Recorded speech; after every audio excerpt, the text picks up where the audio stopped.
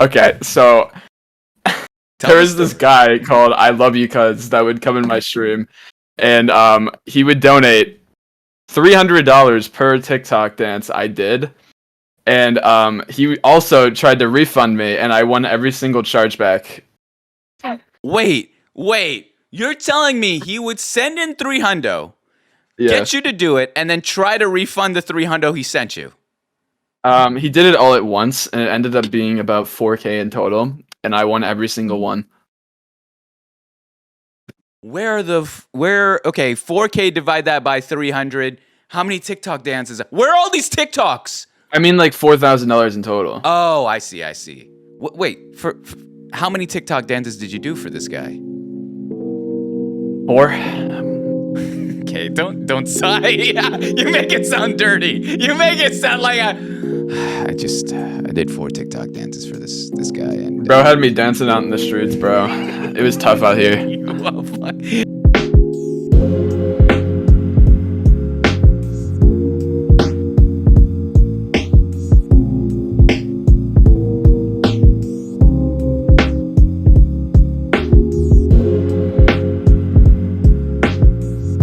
The one, the only Greninja here is joining us today. Greninja, how you doing? I'm just chilling, honestly. Yeah? You said you just woke up, dude. What the fuck? Wait, what time you waking up? 4:22. Of course, it's near 4:20. All right. Of course, 4:22. Okay, at least give me this. What time you went to bed? 1. That's not that bad. How did you get zonked out that hard that you went from 1 a.m. to 4:22 p.m.? You all right, my man? I didn't want to get out of bed today, I'm not gonna lie. Hey, that's fair. You might as well have just called me on your phone. We could have done the show there at this point, but That's a good point. I appreciate you coming through. Hey, we could have figured it out somehow, but I appreciate you coming through. I appreciate your time. I gotta ask, all right, so if literally, are you West Coast? Yep. It is 4:23. How are you about to tell me 4:22 is when you just got out? Are you? This is insane. This isn't my worst. I've had worse. Yeah. What's your worst?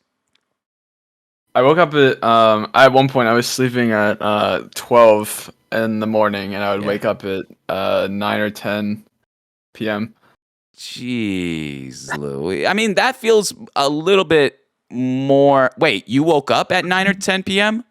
Yeah. Never mind then. Yeah, you. That's an absolute degen. You got an absolute degen schedule, my man. All right. I don't know how you do this. I've actually had very good ones up until yesterday. I was waking up at 10 every day, and it just let's just say it fumbled today. Yeah. Tell me, what is it? What's keeping you up? What keeps you up at night?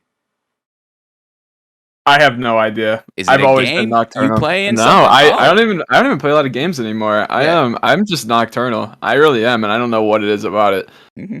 Okay, fair play. All right, Greninja, I'll mess with what you're throwing down there. Well, good morning. And welcome to the show. I appreciate you coming through. I start these shows off the same way, and I tell the guests how we kind of connected as well as how we met each other. And I remember you and I, technically the very first time we ever met was through the tournament. I remember I saw you around, a lot of homies. We have a ton of mutuals, and they were like, yo, ask Greninja. Let me put you on. And this guy, I love how forward you were with me. You're like, all right, am I feeling what's going on here? All right, give me the details. Let's just get it over with. Let's come on. And tell me this, you passed the first round, or did you not get past the first round? Come on, my man. That's the worst, where we've never talked, we've never worked together, and it's a one-night stand. Yeah, it is a one and done. Dude, it hurt me because I won 2 in a row, and then I lost 3 in a row. So it ruined me. Jesus. I was butthurt. I'm not gonna lie. I got butthurt. Maybe that's what's keeping you up. Maybe that's what's keeping you up at night, my man. All right. I'll tell you this. I'm running it in January. You got to ticket in. All right. I want to see a redemption arc. All right. There's no feeling this time. I'm gonna win it. All right. I'm gonna win it. I'm gonna win it. All right. Easy peasy. I got this. Easy peasy. All right. I don't got this. I'm lying. I really don't. I'm rooting for you, though. I'm rooting for you, Greninja. I appreciate it. But yeah, I always knew that I wanted to have you on, so I put you on that list. And, super easy to talk to. You were down. Of course, you got your stuff today. You'll be streaming later tonight. But I'm glad that we were able to find a moment together and talk about your life, both online and off. All right? So we're going to start off the show with talking about your life here as a content creator. So I have to ask, how long have you had your Twitch account in general? I'm talking before you were even streaming, if that applies. 7 years. 7 years? 7 years. So you an OG right here, all right? We're talking I am. long haul stuff.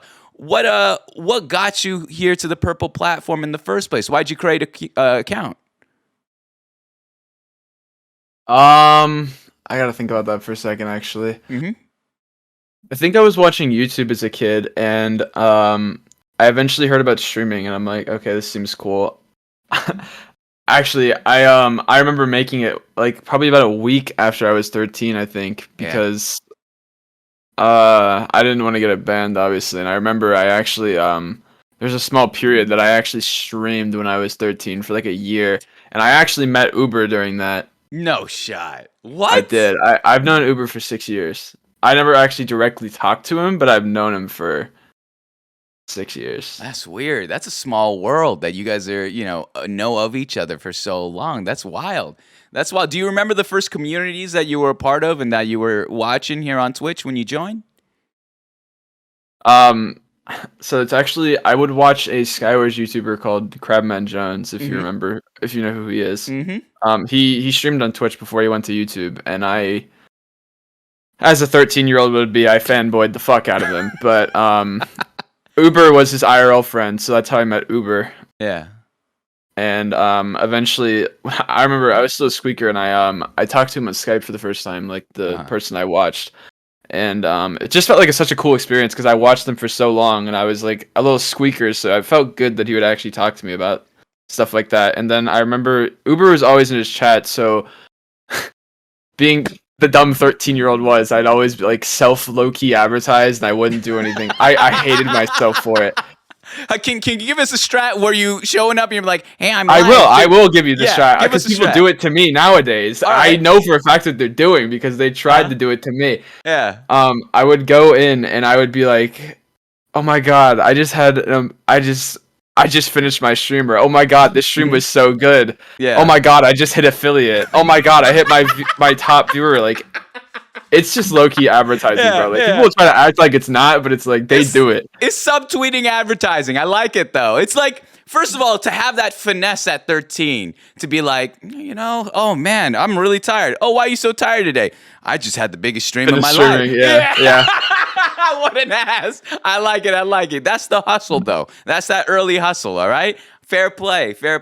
So tell me this, as an OG here on Twitch, all right? 7 years, that's no joke. You've seen a lot of changes. What's the biggest change you've noticed from this platform, from when you started and created this account 7 years ago to this very day, now that you've really established yourself and what you do and your community?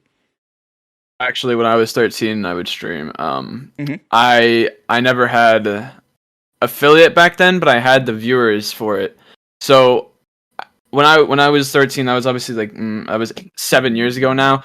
They didn't have affiliate to where you can sub or like do bits or any of that, so it was just completely based off of donations. And when I came back 2.5 years ago, I could literally just get affiliate off the mark because obviously I used to stream that long ago. Yeah. And it was so different for me being able to like come back and like being able to get subs and bits because I always played Minecraft and I had people that knew who I was because I had connections and I was good at the game back then. I'm washed as fuck now, but I was good back then. And what I had like probably like 2K Twitter follows before I got suspended for the fourth time. But so I when I first came back to streaming, I always tweeted them out, and I always had at least had like 10 to 20 people there before I actually started growing. And it was just so interesting to be able to get subs, donations, and bits from before when it was just donations. So that was definitely it. That's awesome. Suspended for the fourth time, dude. I mean, we won't got to get into it. All right, we don't got to get into it. But this guy's got a leather jacket. It's the bad boys of Twitch here. All right, too much here. So tell me, you say you streamed once at 13, then you came back with the 13. When you were 13, what made you press the go live button for the very first time? I met Joe's. I was watching him, dude. That's it? It just made me want to. It really just made me want to. That was it. That was the whole thing. He was streaming Mindplex. I liked Mindplex back then. I streamed Mindplex. That was it. That was the whole thing. That was the whole bit. That was the whole thing. So after a year, though, you hung it up. You said that you weren't feeling it. What got you to the point where you were just like, yo, I'm gonna take a step away? I have no idea. Yeah, it just fell out. It just fell out. Right. I think I got bored of Mindplex, and I was on my toxic stages with UHC, and I just did not want to stream. I don't think. That's fair. Oh wait, no, I remember. I started cheating. Oh, okay. Let's unpack that right here. Let's unpack what do you mean you started cheating? How were you cheating, and what game was it specifically? UHC. I started using Hazuni and X-Ray. So we're gonna, the $1 million question is why, Greninja, did you start? Why did this villain arc? Why did the Joker show up and decide that he wanted to cheat in UHC? What was going on? You know Time Dio? No. Hit me up. Hit me with a too long didn't read. What were we talking here? All right, so Time Dio is a Skyblock YouTuber nowadays. Okay. He's at I think 500K now. I met him when he had 1,000 subs, and we both played UHC together back then. And he started X-raying, and when I met him, he told me to get X-ray. So what we did is he would edit the X-ray out of both our videos whenever we made YouTube videos. So I just got hooked on using it. So yeah, it was one of those hey, it's a gateway drug. You were just like, hey, yeah, I guess I'll try out X-ray. It's fine, and then eventually it's too comfy. It's too good. You couldn't give it up there. I couldn't. Nah, I could not. I don't blame you. It was tough. It was really tough. I knew I couldn't stream because I'm like, dude, I like this X-ray. It's easy wins. You will get called out hard. They will there's gonna be a whole twit longer about that shit coming through. Yeah, it was not.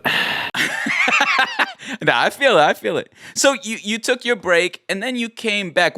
At what point did you come back and stream consistently here on Twitch? 2.5 years ago. 2.5 years ago. And why did you come back 2.5 years ago?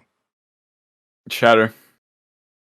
Shatter? Tell me what happened with that conversation with Shatter. Shatter X, I assume? X Shatter, yeah. X Shatter, I'm sorry. I came back to UHC after taking a year break, and I met him because I knew him on another server that I played, but I never actually talked to him. Same situation with Uber, really. Yeah. So I started talking to him for a while, and he started streaming this server called Arctic MC, which I started playing for about. I probably played it for a year and a half before I quit it. But I met him there, and he started streaming him, and he kept telling me to start doing it again, and because obviously I was good at the game back then. I wasn't completely washed. I was winning a good amount. I was near top of stats. So it was free viewers because in the game mode UHC, when you got to the end, you would get so many viewers, such as 100, 200, sometimes 300, depending on who's hosting or whatever. And I grew pretty fast, to be honest. I grew pretty fast, and I don't really think I knew how to prepare for that because I had a really toxic community. I won't even lie. Yeah. But you grow pretty fast playing that game mode. At least you did during that time because it was pretty alive, and there weren't many people streaming it at the time. So I grew pretty fast because what I did is I went from that to Hypixel after a hosted game, which there was really no one else streaming Hypixel each at the time. So I grew pretty fast. Yeah. When you use the phrase I grew pretty fast, I could see the hesitation in it. I can kind of see where you're just I think a lot of people when they see or hear oh, you could blow up doing this, they'll do it. They want that. But you've seen the other side of how that looks like. You've seen how, oh, growing fast does not equal happy. Growing fast does not equal, hell, even success. So tell me, what was it about that fast growth that you've learned at that moment? What did you learn now looking back, 2 years ago, 2.5 years ago, seeing, oh, wow, now with my knowledge now, I would have handled that situation differently? So the thing is, back then I was still really toxic myself, Okay. and I kind of egged stuff on back then Hmm. a lot. Yeah. I wish I didn't do that as much, and I let a lot of things slide back then. Yeah. Um, I wouldn't say I wasn't happy though. I really did like the game mode, and I still do like the game mode, but it's a little bit too toxic for me nowadays. Hmm. And stuff I would change, I wouldn't really change a lot. I would just make sure I'd be more strict, but Mm. there's really not a lot I would change. Definitely. You're not the first person I've heard say the same thing about toxicity back in the day with that specific crew. Like, I've heard this time and time again, but it's like, for your ability to acknowledge it and like say, hey, yo, it's not for me, or I want to change, I want to move on, I want to step forward. I think that's where I, at least myself, kind of meeting you here for the first time, am gonna take you and see you as. I'm not gonna judge you off of that shit, whatever who you were. I'm gonna judge you off of what you're trying to become, or who you are at the present. Let me ask one more question, all right, about your time here on Twitch. We got a little segment here to go into. Going all the way back to when you were 13 to even to now, how have you as a content creator evolved from when you first started? I haven't. Besides growing as a person, Yeah. as a content creator, I haven't in the slightest. What do you mean by that? What do you mean? What do you mean? Dude, I don't know what the fuck I'm doing. That's fair. That's fair.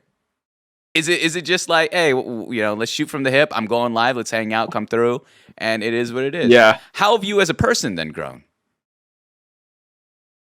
Oh my god, do you really want to know? This is my job. This is why I do what I do. I love what I do here, man. All right. Oh man. So, as someone that played in UHC, anyone that has played in that will tell you that. Oh man, slurs were thrown everywhere, yeah. constantly. It's like a COD lobby, I hear. Oh yeah, Yeah. just as bad. There's DDoSers, Doxers, you name it. Honestly, Mm-hmm. I've dealt with all of them. So honestly, like any of the stuff that comes out nowadays doesn't affect me in the slightest. Yeah. I definitely still have some of those with me, like, Yeah. and I need to get rid of that. I've gotten very good at it, but I'd say like some of the tweets that I do, I still push a little bit too much, and I've had some people dislike me for it, but I've gotten a lot better at it, and it's something I've played for 6 years, so it's like very hard to get away from. Sure. Yeah. That's more than fair. I mean, it's a process, especially when you recognize that, yo, I can't, like, this ain't me, or I don't want to be a part of this. It's not just an overnight, oh, I'm moving on, that's it. That's phony shit. Like, it's a day-to-day, it's a journey of it all. So I feel you on that. No, and I could sense, I'm looking at your community here too, talking about your villain arc to where you are now, and seeing that growth and change. So I'm proud of you, man. I'm proud of you. All right. Okay, don't give me the eyebrows up. See, now I'm looking into the camera when I say this. The eyebrows up make me scared now. You got like, okay. No. I'm not getting away with it. I did the eyebrows up because I'm proud of myself. Is what that was. All right, that's what that was. It's not because I'm getting away with it. No, I got you. I'm fucking with you. That's on me. Here, hands up. My hands are up here. But here's the thing, Greninja, all right? We're going to actually dive a little bit into there. I'm somewhat a new kid on the block. I mean, over a year and a half, rounding down to 2. But I can't be everywhere at once. And I'm learning about these new creators or creators in general as I go and do this show and my other shows as well. So that being said, I have your stream pulled up here. All right, I have your stream pulled up, and I have 3 clips that I just want to talk to you about. Why you say? Hey, that's public information. Greninja. Why you acting like this is something that's not? What do you mean? I got your. My Hey, viewers clip everything that I take out of context, or I die. I never get a good clip out there. They always clip everything that's bad, and I already know I'm scared now. Greninja, I got your back, all right? I've done this 123 times. I like to think I haven't gotten a bad review yet, even to the people that don't fuck with me now, all right? So let me show you Dang, here. people don't mess with you over this stuff anymore? No, No way. Not specifically this segment, all right? It's just Oh, life in okay. I general. was gonna say, I'm like, I I was would gonna say, never. I'm like, hey, yo. I would never do a guess that dirty, all right? Maybe a little bit dirty and you'll find out, but never that dirty. Here's the first one, all right? You can watch along on your end. And I'm going to have you explain what's happening here on this clip, all right? This first one, you say you don't have any good clips, but this one looks like a stunner, all right? So it says, LOL debated. We're going to learn what happens here. It's 26 seconds long. Let's give it a listen. Let's watch along, and I'm going to have you explain what's going on in this clip, all right? Very easy. All right, I'm ready. Yo, chill. I can't drop with G-Heads. I'm not having you guys be. Oh no! I remember this clip. Oh wait, no, never mind. I don't. Okay, all right. So wait, I don't even remember what actually. Hold on. Go back. I need to remember This guy wants to rewatch his own clip. All right, we'll watch it one more time. All right, one more time here. All right. I need to remember this. Hold on. I can't drop with G-Heads. I'm not having you guys being like, So What happened here? It looks like. okay. I think I remember this. This was when this actually is still a bug nowadays. Oh wait, no, he starved to death. I remember now. This kid starved to death. I found this guy. I took all my armor off. I was gonna let him win because someone said like 20 gifted subs or something, and I was gonna let him win, and I was just gonna chug all my gaps in my G heads before this because I got beat up with this game. Not proud of it, but I did. Anyways, I was just gonna chug everything in front of him and then let him kill me. And this guy was starving to death, and I was just gonna troll him a bit, but I didn't realize that they had it to where you could starve to death. I thought like in most UHCs, oh my god, I'm looking at my face on that. I'm laughing so hard. Anyways, you can mostly like you live on half a heart, like 90% of the time. It doesn't fully kill you in most of these UHCs. So I was expecting him to live on that, and I was just gonna eat all my healing in front of him and let him win, and he died, and I was just dumbfounded. So you didn't even get the 20 gifted then? I did not. Oh my god. No 20 gifted. Sad. You got the win. Would you say this is your luckiest win or possibly your most unlucky win? No. DM, like most of the time in deathmatch, it's like you're pretty. If you're the most stacked, you win pretty easily because most of the people in deathmatch just mind the game. So somehow you just walked away with this dub, not knowing that they were starving. You were walking. You literally had no armor on. None of the there's no chance you were supposed to win, and you walk away. Maybe he was working with a 20 gifted person. Maybe he knew. He was like, you know what? I'm gonna take myself out of the game. All right. Maybe honestly, possibly. Yeah. Dude, noobs like that are so rare in that game mode. I was just dumbfounded. I didn't know what to say. I gotta find myself around a. This reminds me of like the Hunger Games setup of what they used to do back in the day. Here, this is for sure. This I like the feel of it all. But fair play. All right, that's clip number 1, though, Greninja. Easy, right? There's no possible clip that would be embarrassing. I got nothing for you. This next one here. One of your top-rated clips. It's something's going on here, and we just got to figure it out. All right, let's watch this one. It's just titled LMAO. Let's give it a listen. 28 seconds long. All right, and I'll have you explain afterwards.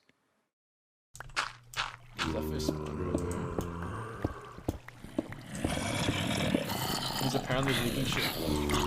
Fuck! Oh my god, no! What did I just drop my?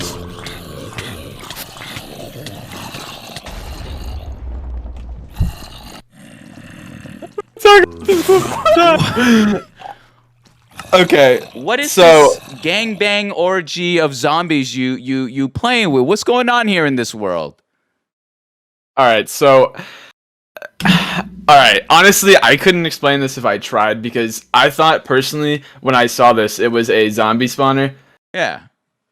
And it was not a zombie spawner. So sometimes in the Hypixel UHC, there's like these big open caves, and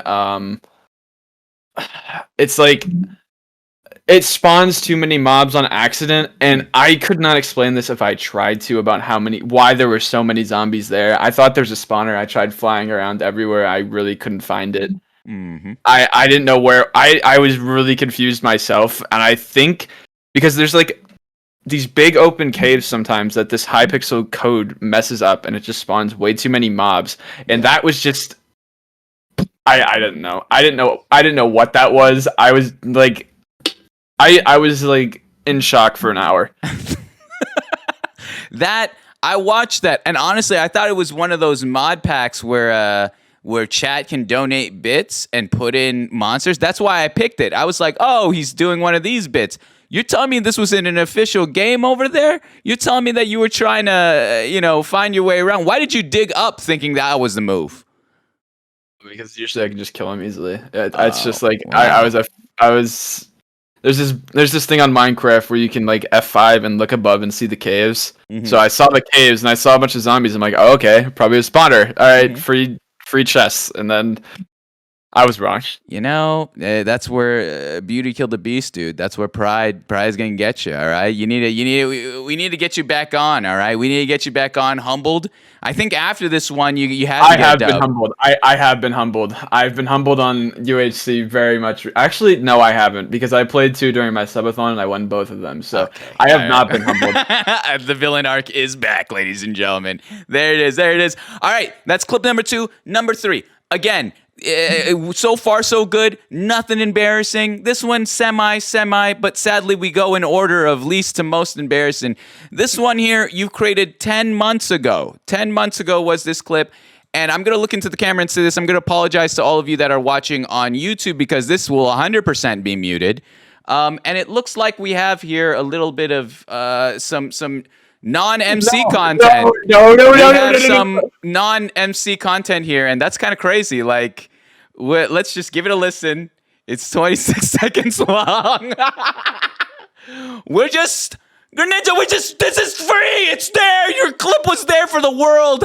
I just happened to have a show, and I just happened to walk around and do this. All right, let's give it a listen. Let's listen what's going on. I'll have you explain. I was so close to deleting this clip a week ago. I was so close. Like, I was actually like, I was looking through my clips. I saw it, and I'm like, okay, nothing can be done with this, right? This is why the internet lasts forever. Let's just take a listen. It's a moment during your stream. Well, I'll have you explain what's happening. Let's listen along. I don't want to explain. Oh my god. I just shot my shot at this little dot. I'm trying to crit neck on her big neck. My nigga selling crit neck for the stiff neck, and I got a big. I just shot my shot at this little dot. I'm trying to crit neck on her big neck. My nigga selling crit neck for the stiff neck, and I got a big. I just shot my shot. I just shot my shot on this big dot. First of all, I think right there, ladies and gentlemen, we just witnessed the life of what a TikToker looks like. Where honestly, you're doing like 4 takes. You're doing 4 takes and you're trying your best. Dude, I was committed. As someone that does not dance at all, I was committed, and I'll say that. What got you into this thotty mode? All right. What got you what got you to make this TikTok?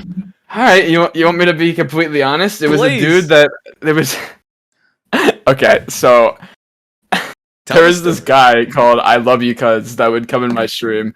And he would donate $300 per TikTok dance I did. And he also tried to refund me, and I won every single chargeback. Wait. You're telling me he would send in $300, get you to do it, and then try to refund the $300 he sent you?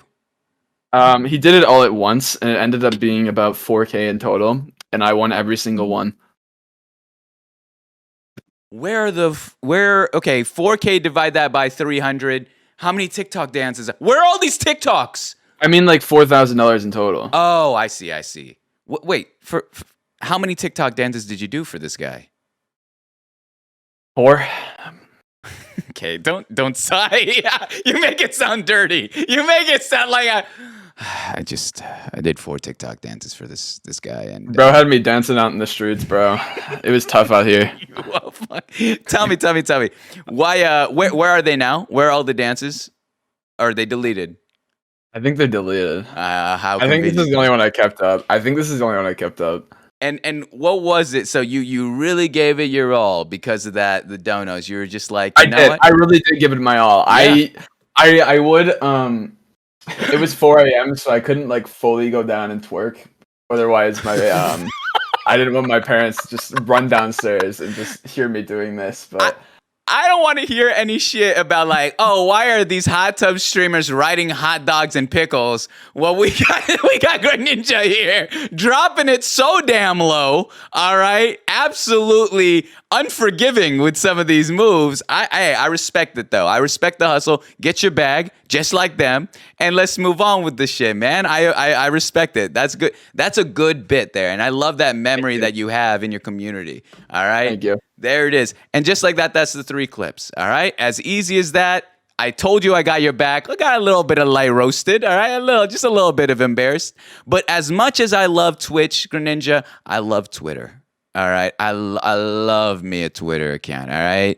And I got 3 of your tweets here that I just want to ask you about. All right. Again, like I said, I got your back. I got your back, Greninja. All right. Don't look at me. I know we have a rapport. We have a rapport now. All right.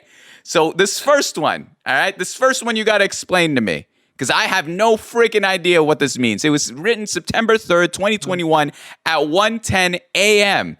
And it just reads out, Omegle Knights need to come back. What's an Omegle Knight? What are you doing during Omegle Night? You don't know Omegle? I know what Omegle is, but tell me about what Omegle Knights are. Like, tell me how you structure an Omegle Night. Well, all these YouTubers would tweet out like they're doing Omegle at nighttime, and I said Omegle Night needs to come back. That's it. Are you not scared? Did you actually ever stream Omegle or Omegle? Well, no, it never streamed it. Like they just tweeted out like there's on Omegle, and then that's why I said Omegle Night needs to come back because I want it. That's it. Why do That's you the whole enjoy? thing. Why you enjoy so much? That's a good question. I have no idea. I just think it's I think it's just funny how many morons are on there, and just how many. I like it because you really never know who you're gonna run into. Mm-hmm. Could be a complete moron. Could be just someone just doing some funny bit. You meet someone really nice. Anything. That's why I like it personally.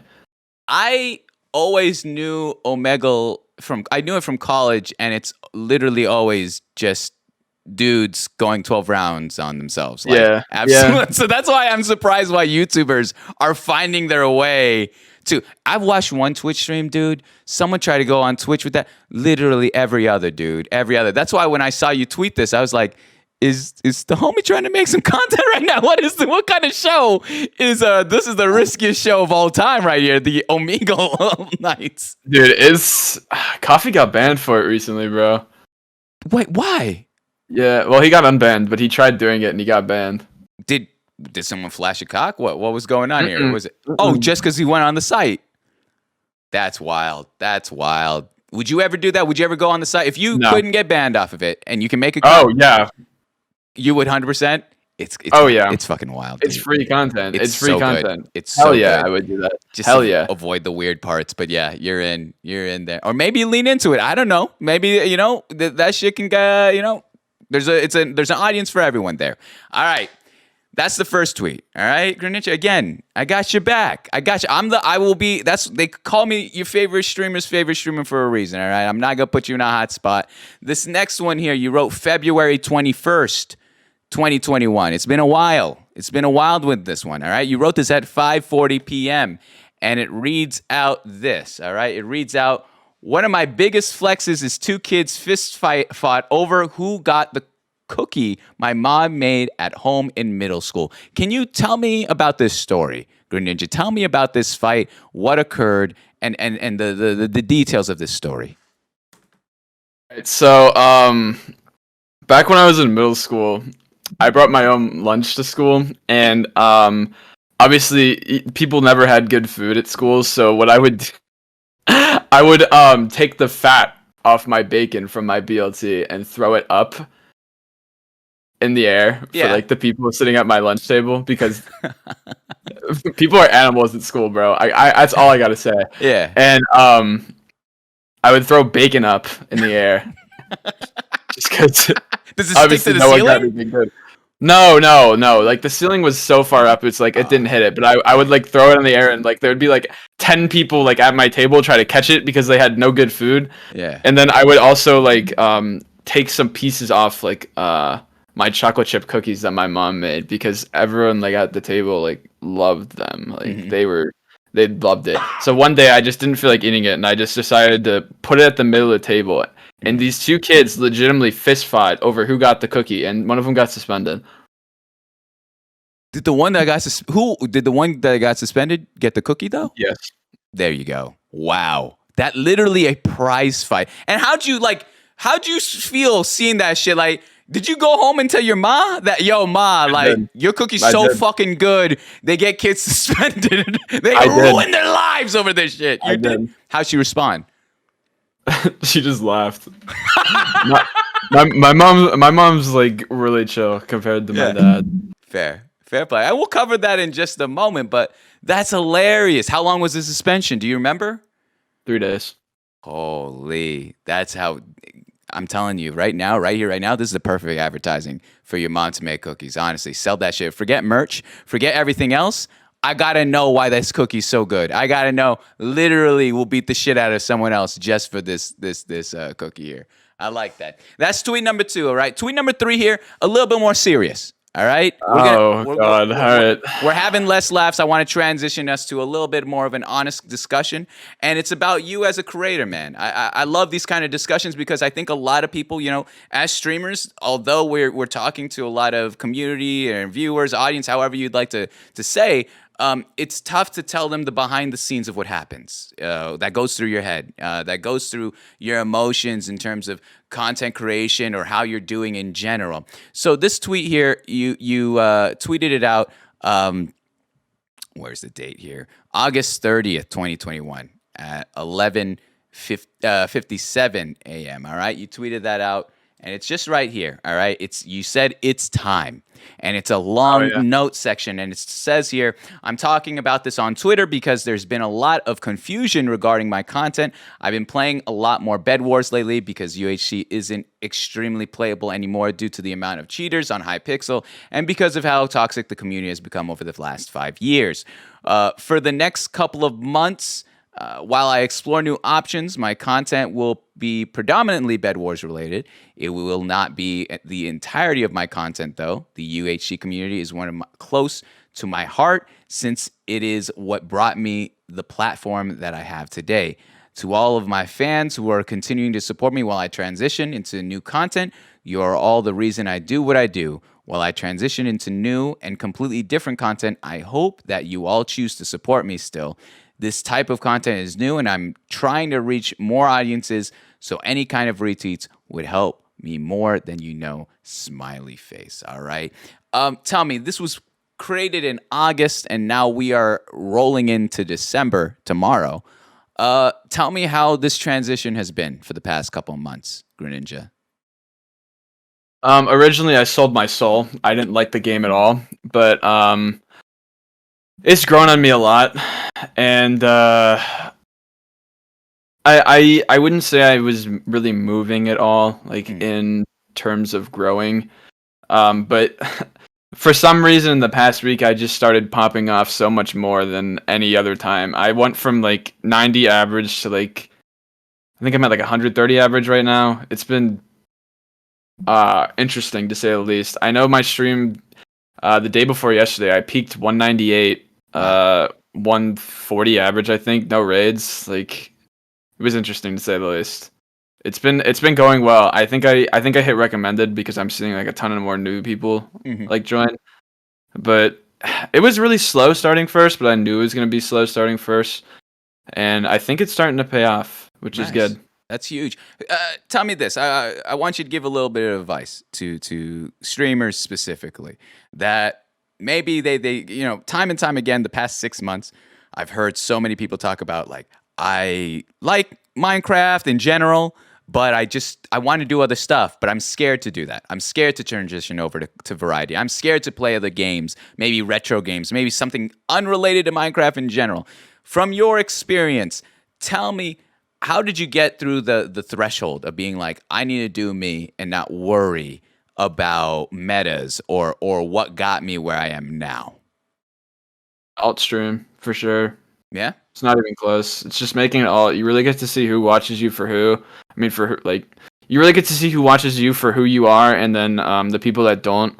And it also just makes it to where you really don't have to care about like your viewers or recommended or anything, because streaming like a lot of different things on like your main messes up your recommended a ton, because Twitch obviously doesn't know what to recommend you to. So it's like it puts you in a really awkward spot that once you start doing that, it's really hard to get back to where you were, because obviously Twitch really has no idea who to recommend you to. All they have is basing you off of who you have most in common viewers with. Mm-hmm. So personally, what I would recommend is doing an alt stream just to mess around with it. Obviously, you're not going to get near as many viewers as you would if you streamed on main, but it's just so much more worth it. True. I like that. That's good advice. I still have yet to do anything on my alt. I need to figure that out. But I like that, testing it out before you really commit, and figuring out who's there for you versus who's there for the Minecraft shit. And that's fine. That it is what it is. That's what they digest. But I appreciate it all, Greninja. I appreciate you playing along with all that jazz. I'm going to ask you some introspective questions about your time here on Twitch, and then we'll move on to your life story, all right? First question here is, what have you learned about yourself through streaming? What have you learned about yourself through streaming here? I've already told you this. I'm going to be openly honest, because I don't really give a fuck what anyone thinks about me. All right. I realize I'm not the best person at all. I've done some dirty things. That's all I gotta say. Okay. And I've definitely realized that through streaming, as I've met people way more nicer than me. And that's about it. That's all I've learned. Can I ask you a follow-up with that? Yeah. And it's gonna be a heavy one, all right? This is what I do, but what made you realize that you wanted to change? I noticed people around me changing. Yeah. And you wanted to be changing for good or worse? Better. And what was it about seeing others that you're like, damn, I need to step it up? That was the whole thing. It was just seeing others. There was nothing else. It was just like I have a very bad habit of comparing myself to people. Yeah. And I always have. And I know it's not the most healthy thing, but it's when I saw other people changing, I really looked at myself and like, damn, yeah, I need to change. Yeah. Well, that's good, man. I applaud you for that. I think a lot of people get so rooted into who they are, and they think that's the end all be all, that there's no evolution, there's no maturity or growth in life, and that whatever you were at 18 or 16 or whatever is what you need to be at 25, 28, and that's just not the case. That's just not it. So, I mean, again, I'm proud that you were able to recognize that of yourself, and hell, I'm glad that you surround yourself with good people, good friends that are able to hopefully empower you in that change, as well as to emulate a little bit there. Greninja, how would you describe your streaming style? All right, if I never had watched you prior and I'm showing up in your stream for the very first time, what can they expect in terms of content and personality in terms of your streams? I gotta think about how to answer that, honestly, because right now I'm just messing around with stuff. Mm-hmm. I'd say the best to explain is toxic, but not toxic enough to hurt anyone's feelings. All right, so a little bit, you gotta have a little bit of toxicity. The whole 100% wholesome shit just doesn't. It's something phony. Fuck that. I'm your comfort streamer shit. Fuck you. I'm gonna make you a little bit uncomfortable, but I'm not enough to leave. But I'm gonna fuck you up. So how would you in terms of like comedy style? What is like some sort of media or maybe like a comedian or something that you vibe with? What can we expect? You say that you roasting people, you making people uncomfortable. What kind of comedy should we expect then? I have no idea. I don't watch comedians. Fair play. I don't think they're funny. No. Oh my gosh. All right. That hurt my heart. All right. See, Greninja, that actually hurts me to my core. All right. I love comedians. We'll talk about that offline. Fair play. But all right, so a little bit of, a little bit uncomfortable, but not enough to make you leave. I like that. I like that.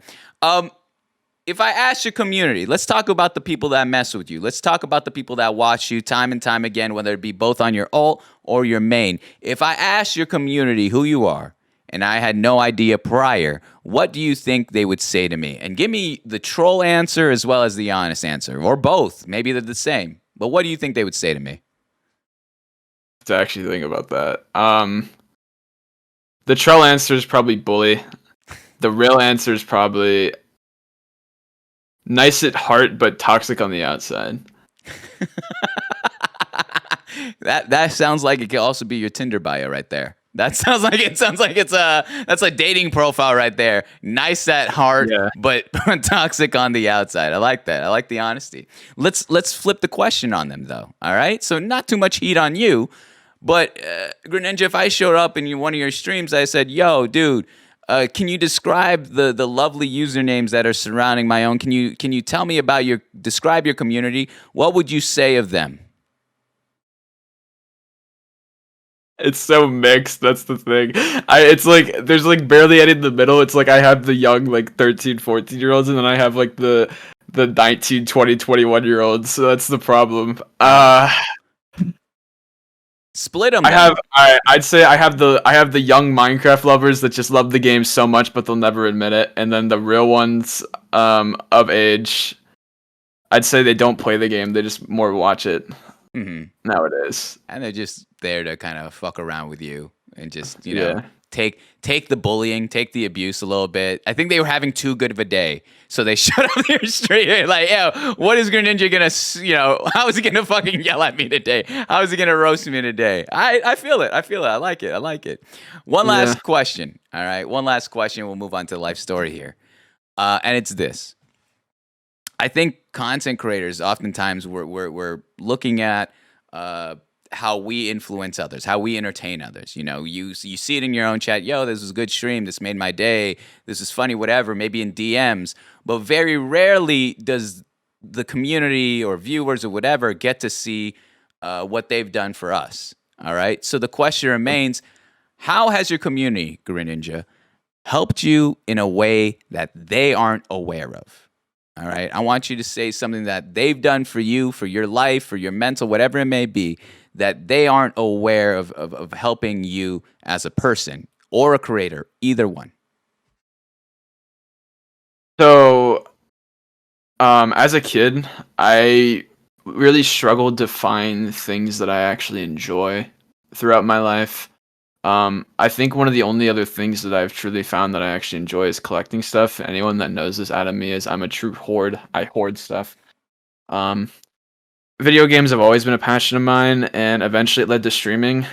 As I said, I've always struggled with finding things to truly enjoy, and this is one of the very few ones, so being able to do it really put a smile on my face. But it really comes down to the fact that I've always struggled to find stuff that I actually enjoy. And it's weird because I wouldn't take myself as a very social person, but I do like talking to people. So this is kind of perfect for me, Yeah.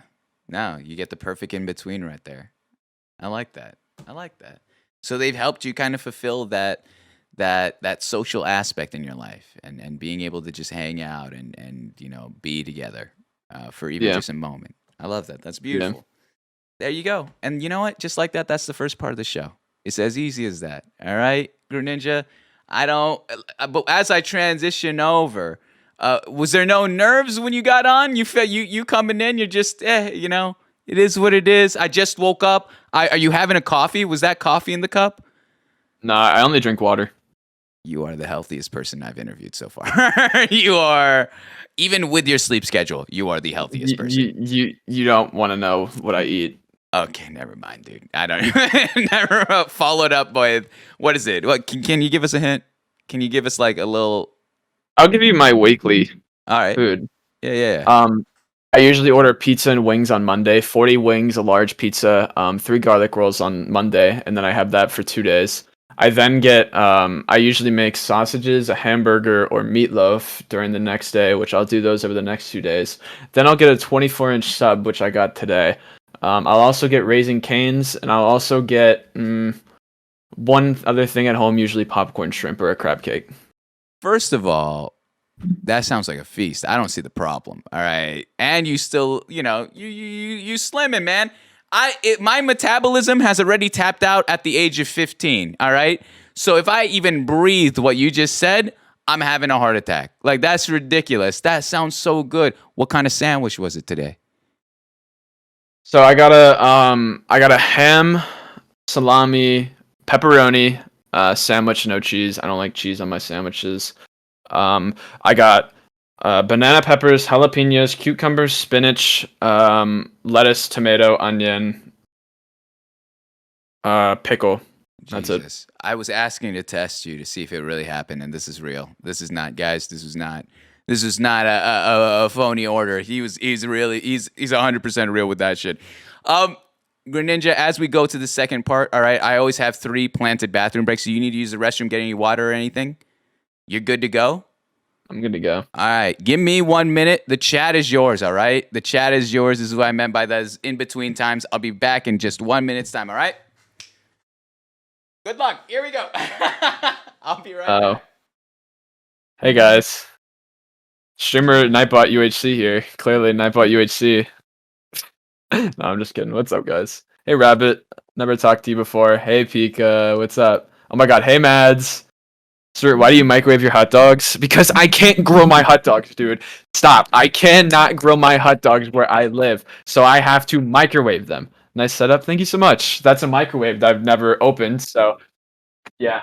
I actually have an infinite water thing that I'm gonna put up there very soon. I have it right there. I need to set it up. I'm also very lazy. You will figure that out by me.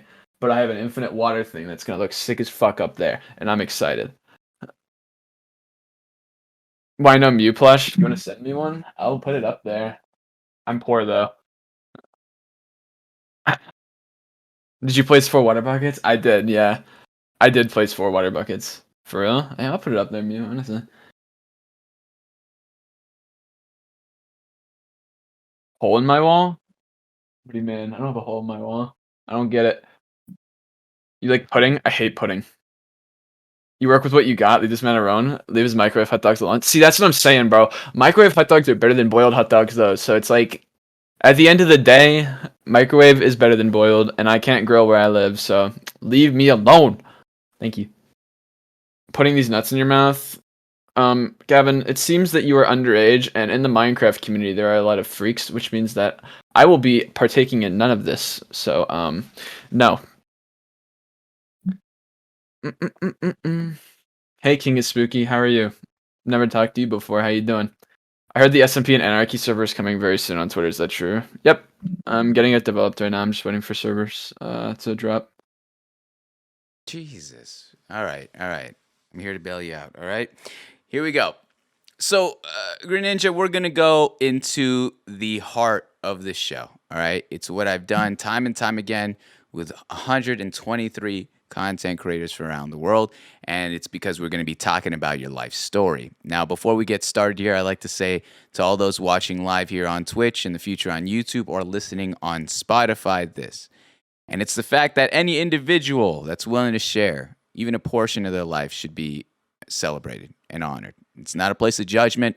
This is not an interrogation. You know, it's not me. That's not what we do. There's enough drama on the internet already. I'm not here to throw a little bit more. It's so true. It's so stupid. It's so stupid. It actually is. People just cannot handle themselves. Even like streams where I see it's drama baiting, I'm just going to turn it off. I'll be like, this is ridiculous. Well, why does it matter? Why does so-and-so's whatever matter to me? Like, it's not affecting my life. 0%. Anywho. But here's the thing, all right? Because it's the nature of my job, I'm going to ask you questions, and I'm going to ask you follow-up questions. If you don't feel comfortable with whatever I'm asking, feel free to give me a non-answer, a vague answer, tell me to move on, whatever it may be. I don't mind one bit. It's my job. This is how I do it. I dance around you. But we would all love to hear your story here, all right? You good to go? I'm good to go. The first segment here we're going to be talking about is your family life and your general kind of growing up stories here, all right? So without doxing yourself, whether it be a general city, state, location, whatever it may be, where were you born and raised, Greninja? I was born in Maryland, but I was raised in Georgia suburbs. Nice. Actually, someone I've known since a baby's in the chat right now. No shot. Oh my Yeah. gosh. Now I feel like we're gonna get this is gonna be a test here. All right. We're gonna see if we can get something have them learn something new about you, all right, during this show. Though that's dope. That's dope. Any siblings, Greninja? Oh, I have a sister I've never met, but she works for The Walking Dead. The show? Yep. All right. Nice. How did you find that out? How did you find out that your sister that you had never met works for The Walking Dead? Uh, she's on my dad's side. Like my dad had a daughter before he remarried, and I know that she works there from Facebook. Nice. Awesome. So, kind of essentially, like you said, not really having siblings, you've never met your sister like that. What is it kind of with your tell me about being semi or basically the only child, the only person in the family. Is there a lot of focus on you? What was it like in your household? Was it a strict household growing up? It was definitely really strict growing up, but like as I got older, Mhm. it just didn't matter anymore. Yeah. I made it's I'd say like around like sophomore year, Mhm. probably when it got a lot less strict. What changed? What changed in sophomore year compared to everything underneath? Like, was there a realization your parents realized, like, oh, yo, he's growing up, or he's becoming like he's going through his teenage angst? Yeah, probably that. Yeah, I think it's just I think it was just mostly I was just getting older. yeah, If I had to guess, I don't really know the full reason. fair play. So you said it was a strict household growing up. How strict are we talking? What were some of the restrictions that you had to live through while growing up in your household? Um, I had to do like double school actually. So like when I uh when I was a kid, I would have to go to actual school and then do some actual school after that Mm-hmm. from my dad teaching me. Um, I had a pretty strict curfew, but I also was able to really go anywhere I wanted around the neighborhood. Okay. So it was like semi strict with that, but not really. So I yeah. So like with that part, it wasn't that strict, but overall it was as a kid. Um, my parents never limited how I spent my money. They always raised me to where I should know when to and when not to, which honestly really helped a lot, at That's least dope. in my opinion. Yeah, Um, that's trying to think huge. what else. I don't really think there's much else to explain Yeah, that I want to explain. yeah, yeah. But yeah, I had a pretty strict house. Dang. All right. Tell me about your relationship with your parents. Let's start off with your ma. All right. What's your relationship like with your ma growing up? Really good. I have a really good relationship with my mom. Yeah. I trust her with anything. Oh. Is it so you would say because I remember earlier you were kind of mentioning your mom was super chill. You know, we talked about that whole cookie situation. Your mom's super chill, super understanding. So she's more of the comforting side of the parentals. Like anything that you have problems with, anything that you whatever it may be, you go to ma. Tell me Yeah. then in contrast with your dad. I have an okay relationship with my dad. I wouldn't say it's like Hmm, how do I explain this? So I'd say it's okay. It's not like damaged, but Yeah. it's not where I'd want it to be. But I also Mhm. don't really want to work more towards it because Mhm. he's an alcoholic, but he's not a bad one. He doesn't like he. I'd say he's like more mentally abusive Yeah. than physically. He's never really physically abused me, and Mhm. he wants the best for me. But it's like with how much he drinks, it's hard, you know. Yeah.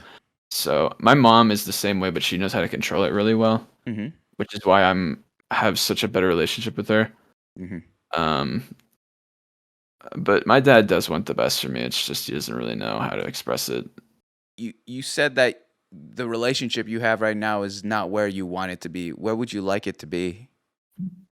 About the same with my mom's, but Yeah. um, I don't really think it's gonna happen. I don't want it to happen really, but I wish it was better if that makes sense. Yeah, totally. No, fair play. Fair play. I'm gonna ask you for a little bit of a story time. All right, here, Green Ninja. So Mhm. I'm gonna ask you to give me a story from each your mom and your dad. Give us a story in which they've either taught you something that you've held to onto to this very day, or maybe a good memory that you've had with one of them. All right, I want you to give each their own story, both their mom and their dad. Yeah, this is weird because I can't think of one for my mom off the top of my head, but my dad I can, which is weird. Mhm. So my dad, as a kid, my real friend would vouch this in chat. I would go golf ball hunting with him, and nice.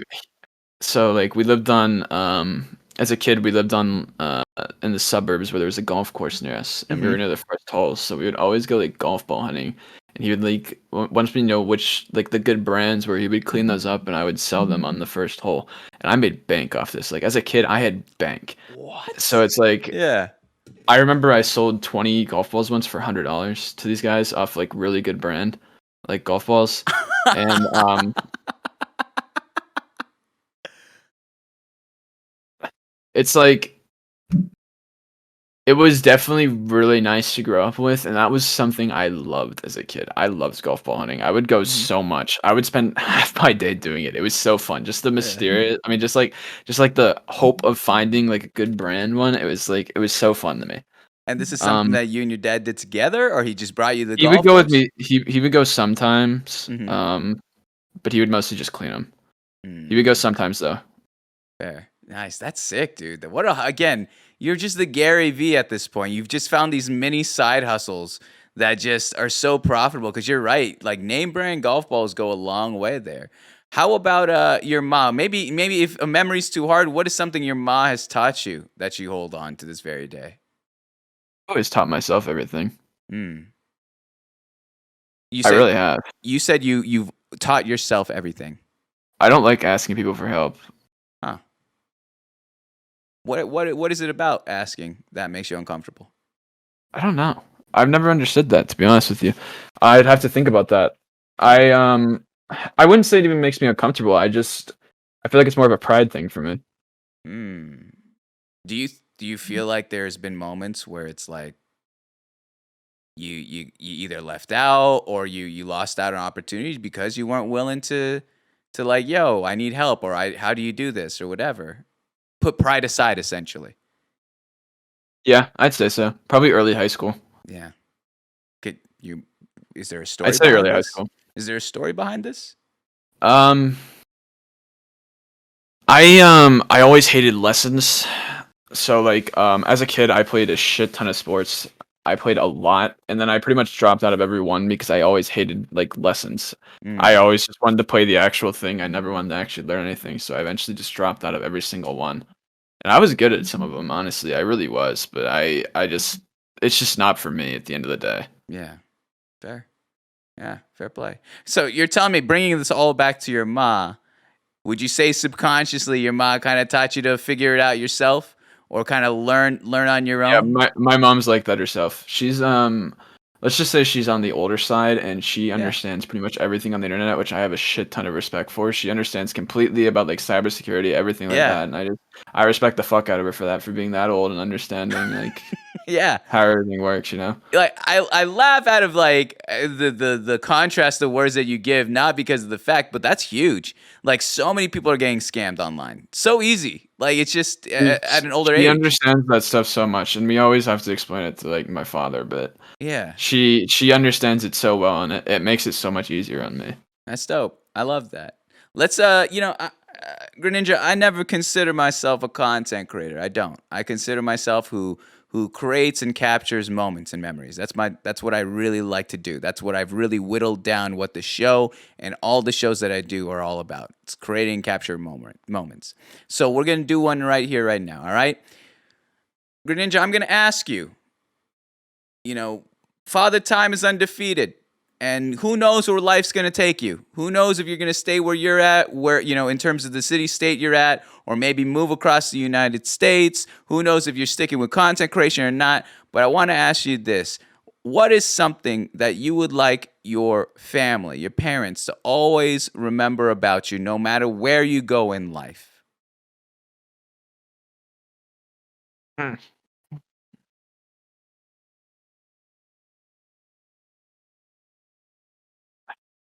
That's tough. I can't even say like anything I really struggled with because I've never really struggled with anything in life because school's been really easy. That's hard. Hmm.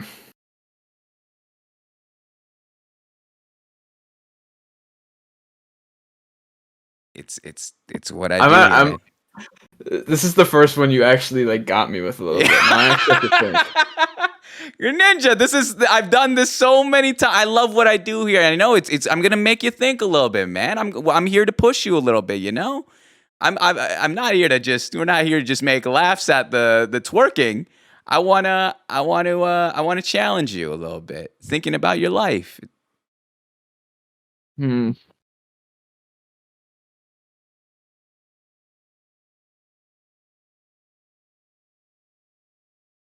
Oh, I could do the silence one, man. All right. This is I it's deafening. I kind of like it, to be honest with you. But I'm trying to think.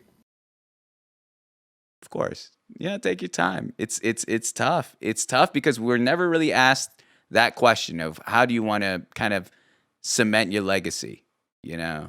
We're just doing. And so I like to ask these people, especially those that go live and put a camera in front of the face, well, what would you like to be remembered as, especially to your loved ones, all right? When all this disappears, you know, whatever it is, what are we going to be known by those that have known us the longest?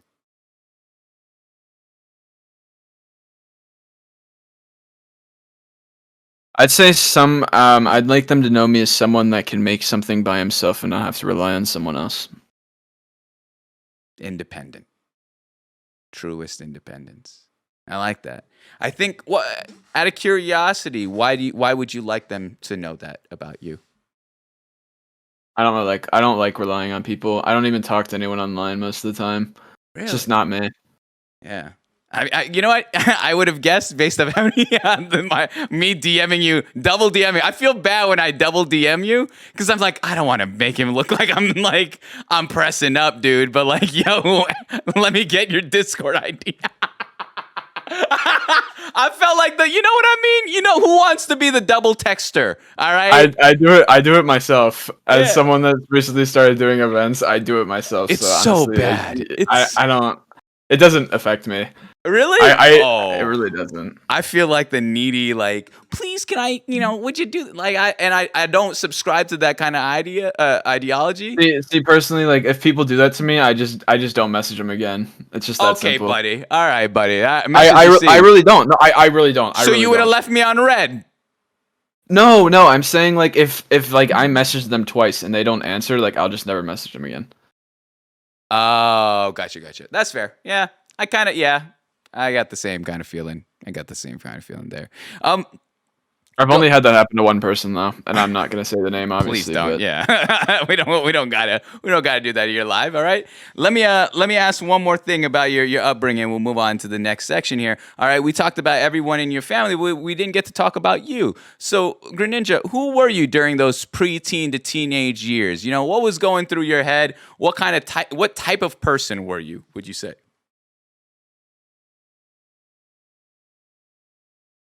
I don't like that. I don't like that at all. What is that? What is that reaction? The dirtiest grin and laugh. We can't even hear the audio. So that's how menacing this is. how do I put this? Teen years. Okay. So what are we talking about here? Like early high school? I would say 8th grade to high school years. Okay. All right. Well, that's about the time that I got hooked on Minecraft. So I'd say early high school years. That was probably when I first started playing UHC and I was cheating. All right. So how would I describe myself? Oh my.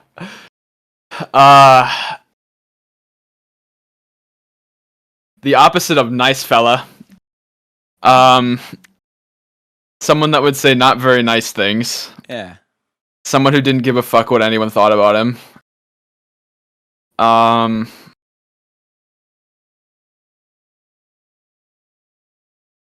Multiple bans on everything.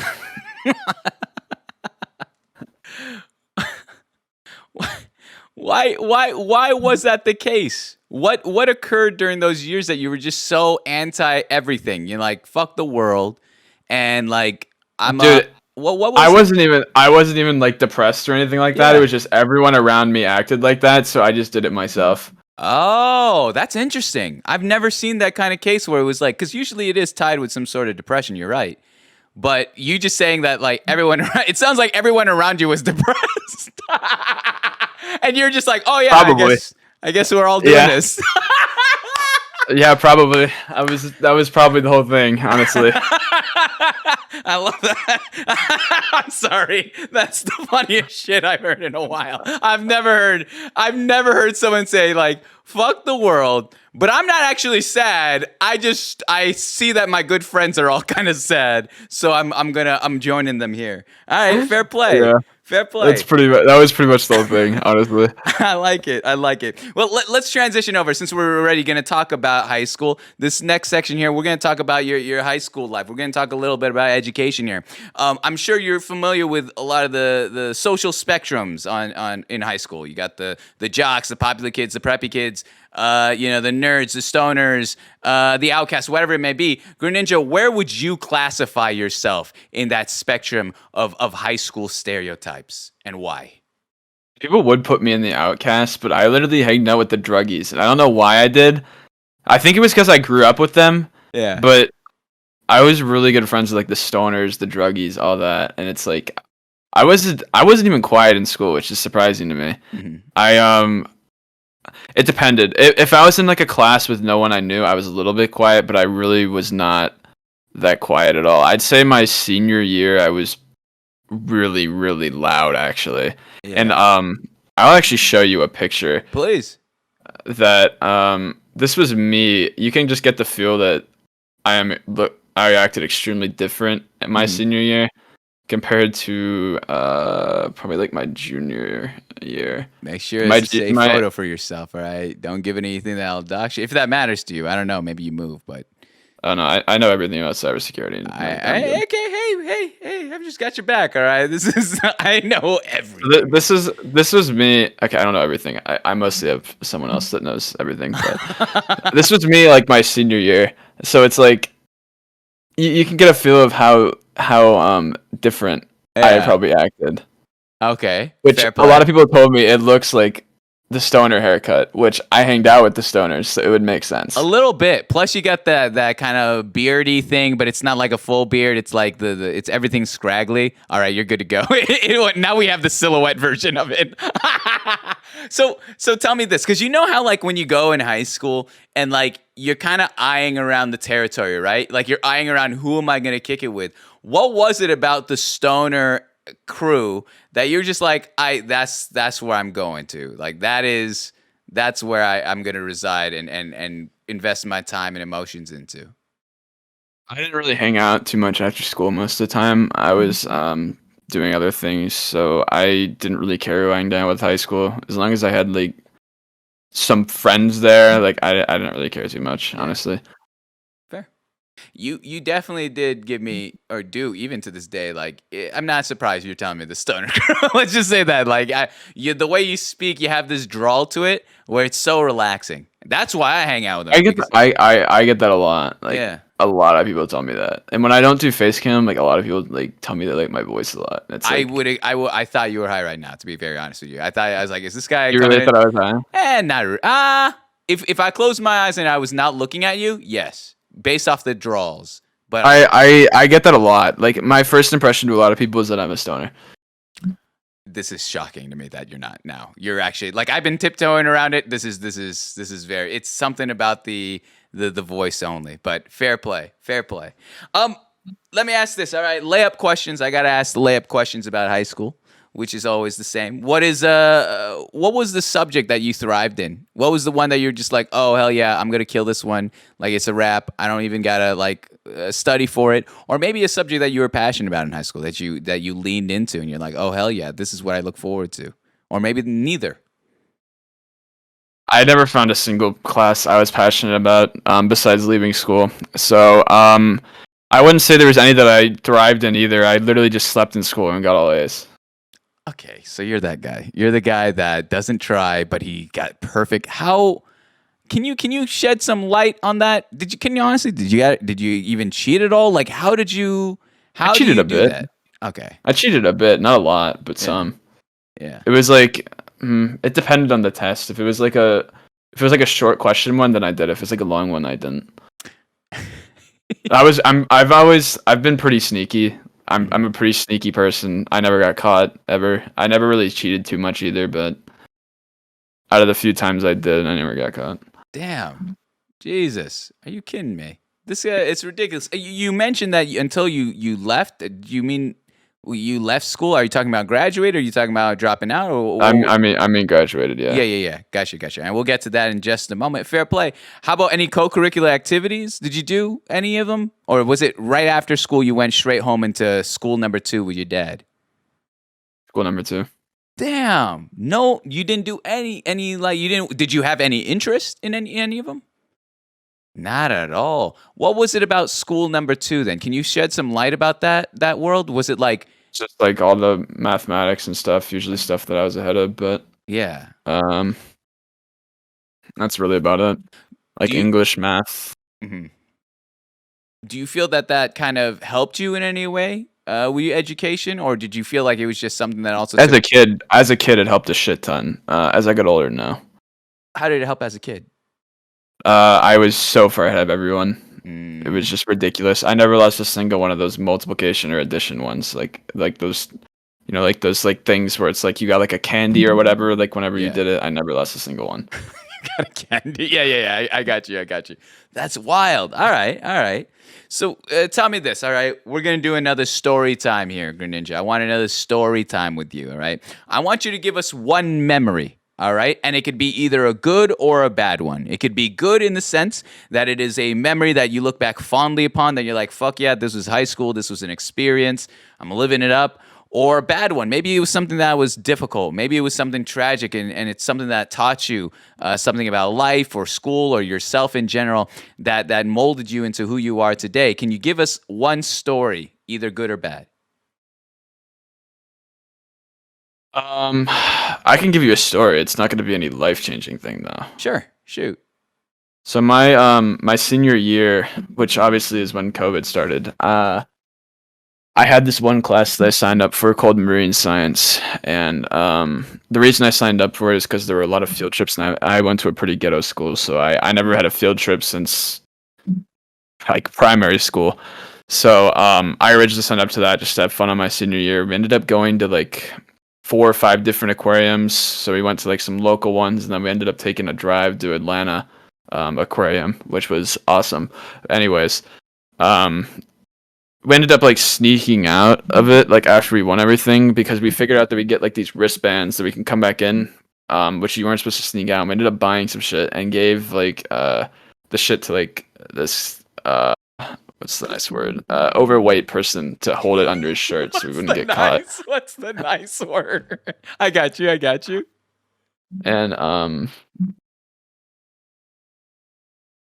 And what was so like that made me fond of that trip was I had it first semester, which I didn't want it first semester. Yeah. But second semester is when I wanted it, and second semester no one got to do anything because of COVID. So Oh. I was really glad to do it because I got to go with one of my friends that I've known since 5th grade, and it was just so much fun because we just got to go on constant field trips and just stuff that I haven't been able to do since I was a kid. Yeah, I was gonna ask you, what did that mean to you? Was it the adventure of it all? What was it about going on this trip?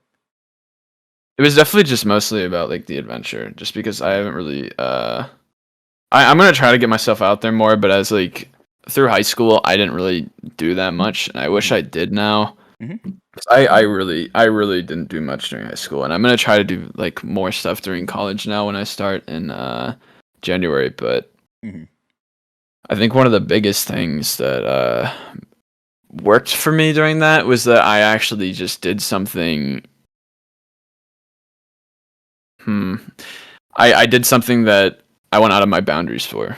That's For huge. once. That's huge. Yeah. Yeah, I love that. I love that a ton. I think tell me, you lived in such a fascinating time for me. I'm an old head, so I didn't get to really experience at all, kind of online school, COVID school, and all that. How did that affect you, especially your senior year? A senior year in high school, everyone talks about that being the best years of high school, being able to do prom, go out, you have the graduation, all that shit. What did it mean for you when the world essentially shut down? Fuck. Really? I really didn't care. No. I wasn't gonna go to prom anyways. Graduation we ended up having anyways, so it didn't really matter. Yeah. I was in like a pretty Republican state, so it's like they ended up doing it anyways. It's them. I got on my. The only thing that sucked is that I didn't get to go on my senior trip, and I'm still really bummed out about that. But I at least got to do my marine science class, which a lot of people didn't get to do, so I'm at least happy about that. That's up. I also love the fact that you're like, yo, I'm gonna push myself out of my comfort zone this coming year. Correct? You're I'm gonna try. You're I'm going gonna to do my best. What would be outside your comfort zone? What is like let's say let's act as if this is a New Year's resolution. What is outside your comfort zone for the next year in 2022? I have no idea. I've yet to get to that. Yeah. You coming to TwitchCon? I am. Yeah, your ass better be. All right, I better see you there. All right, that's sick. I'm turning 21 by then too. So. All right. Hey, you don't gotta say anything to me. All right, I got the subtweet what that means, my man. All right, you got it. Hey, I'll take you on. I thought I lost it a little bit. I saw some streamers a couple weeks ago, and the old man still got a little left in the tank in terms of throwing down. All right, I'm just gonna tell you that right now. Don't let the glasses fool you. I know you got some specs yourself, but that's sick. Well. Tell me this, all right? I'm going to take you to your final week of high school, and for you, it's online, all right? By this time, you're kind of it's just another thing where you're just like, all right, well, we're counting down the days, this and that. We're getting our diplomas, this and that. What was the next stage for you? What was the next decision you make in terms of post high school experience? Was it going to a 4-year? Was it community college? Was it working? Was it traveling? Was it taking a break? What was the decision you made and why?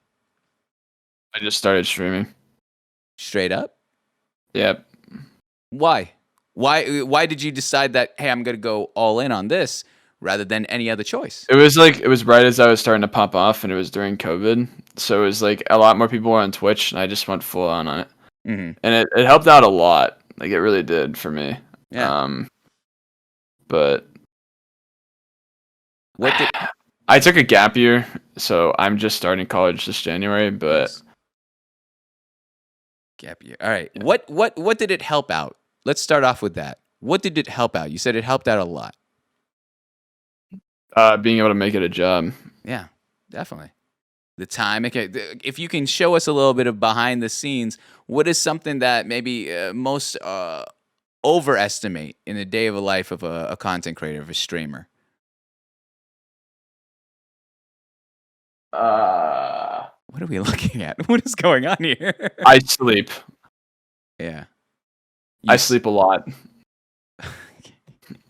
And is it because you're staying up so late, or is there something else to it? See, I don't know. I have not been that busy until like this month. This month I'm like doing a shit ton of stuff, so I think that probably has to affect it. But I've had a good sleep schedule up until like probably yesterday. Yeah. So we'll see. We'll see what happens tonight. But I don't know. I've never really been that busy up until this week because I have a lot going on. I have like practice tests to take for like my college. I'm signing up for college. I'm making an event. I'm making a server. I'm streaming. I'm making a TikTok. I like right now I'm busy compared to other times. I love that you just fucking potpourried that shit. You gave the avalanche, because that's the truth. Like, people think it's like stream, I'm done. I'm off the clock. But you are thinking, especially as someone who does, I also have ran events myself. I do a couple every year. So to know that, like, I see what you have to deal with invites, with coordination, with marketing, making TikToks, planning content, it's tough. It's not something like, I thought like, yo, maybe I could do this part-time. And I was like, to an extent, yes and no. but man, the stresses just never end. It's you can Dude, always I be was- doing something. I was so stressed for my last one. Why? What was I the biggest was- one? What was the biggest reason? I'm sorry. Well, I just knew people were gonna drop out last minute, and I ended up getting like about like 30 different subs, and it was still like a little bit stressful because I just wanted the event to be flawless. Because I like the way I do my events is I force everyone to stream it because like I want people to be able to watch this event that I put together. I don't want people to just play it and then just not stream it, you know? Yeah. But it's like I'd say the biggest thing is I always try to push myself, and for the one that I'm doing, I'm pushing the fuck out of myself this time. I'm gonna try to get 120 people in it, and I know there's gonna be a shit ton of dropouts, but 120? yeah, What the hell? That is insane. I have a problem with 64, let alone 120. I'm rooting for you, dude. That's huge. That's exciting stuff. That's exciting work. Right there. I'm really trying to push myself this time. Yeah. My first one ever, I did 64 players. Jesus. Yeah. 64 is just already a lot. That's not even like nothing to blink at. All right. 20 is a lot to coordinate 20 content creators, but over 100, I could not imagine. I could not imagine that. Tell me this. You said that in January you're going to be going back to college, correct? Or going to college? Starting college. What was the decision to come back or to start? My parents. Yeah. Fair play. That's it. Yeah. It was just purely a, hey, if you're going to do this thing, we need you to go to college too. Yeah, Yeah. that's it. Any interest of what you would like to study? I'm just doing business. I don't really give a fuck. Okay. As a fellow business degree guy, all right, that's too fucking real, all right? Don't out what a business degree means, all right? Let us live, because my dirty piece of paper that I've spent way too much money on is clearly brought me here to whatever the fuck I am. I feel that. Is there, so you doing that? Is there any want for quote unquote that American college kind of experience? We're talking the house parties, the frats, whatever it may be. Or That's gonna be later because the first two I'm going to community college and then I'm going to a university the last 2 years. Bro, so smart, such a better Thank you. move. Not Thank enough. you. I wish I knew that move sooner. You save so much you. time and money. No, huge. I know. Good on you. Thank you. It's like you're getting an award. Thank you. I appreciate. Hey, no. Good looks. I'm gonna transition us here to the third part of your life story, which is work history. All right, Greninja. But before we do, you got to use the restroom at all? Any water? You know what I'm gonna do. You know how it's gonna happen. All right. Fair. If you don't need anything, I will also take a little stroll. And I'll be back in a minute, all right? We'll talk about your work history in just a minute here, all right? Chat's yours again. Hey guys. Damn, Gavin. Yeah, what? Yeah, true. Honestly, I am pretty mid. I'm not gonna lie. Hey, Ash. Ratio. I'll ratio you back. Oh my god, this dude did not just tag me on Twitter. No more running. Is he in this stream? That's funny. That's actually funny. Okay, I need to talk with Zayd later. Hey, Owen. Oh my god. Hey, Venna. Ratio, -1. Hey, Matthew. What's up, dude? You posting that clip of me doing TikTok dances? I'll host my event the same day as yours if you do that. Be careful, buddy. Get a lot of dropouts. Better watch your mouth.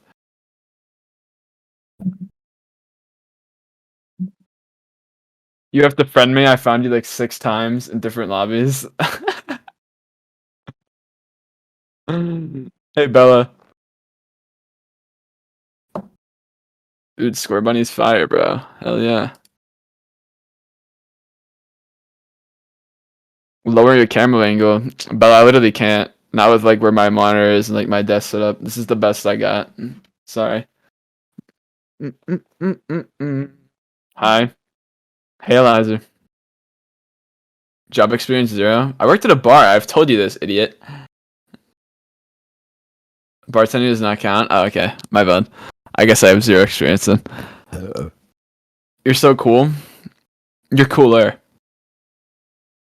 All right, Greninja, you ready? No. All right, fair play. All right, we'll move on. That's the end of the show. Now, I'm going to ask you about your work history, all right? But specifically, I'm going to ask you for 3 jobs, if you've got that many, if you'd like. I don't. All right, perfect. How many jobs do we have? Are we going One. to talk about? 1. Let's get to it then. Well, technically 2. Technically 2. Okay, let's get to 2. Hey, it's all right. I didn't serve it up yet. You're good. So 2 jobs. What was the first job? Let's do this chronologically, all right? What was the first job? How old were you and what were you doing? I was 16. I worked there for 2 years, and I was working at a bar. What's it called? I bar-backed. So, okay, you're 16. You worked at a bar. For those that aren't familiar, what exactly are the responsibilities of a barback? I had to stock the food for the kitchen. I had to stock in the back of like the drinks that would come in and like put it in like the freezer, cleaning like the walk-in and like stuff like that. I also had to like bus tables sometimes, not a lot, but it was just so I can get like a percentage of tips. Mm-hmm. Had to fill in the kegs every once in a while. Mm-hmm. That's about it. And how did you get this job? How did you find this place at the young age of 16? My dad. Yeah, fair play. And you stayed there for how long? 2 years. 2 years. All right, 2 full-ass years as a bar back there. And what did you learn about yourself while working this gig? Nothing. No shot. No shot. Did you learn about anything professionally? No. What was this then? What was that time in your life? Those 2 years. That's a lot of time to be spending in one place. What did those 2 years mean for you?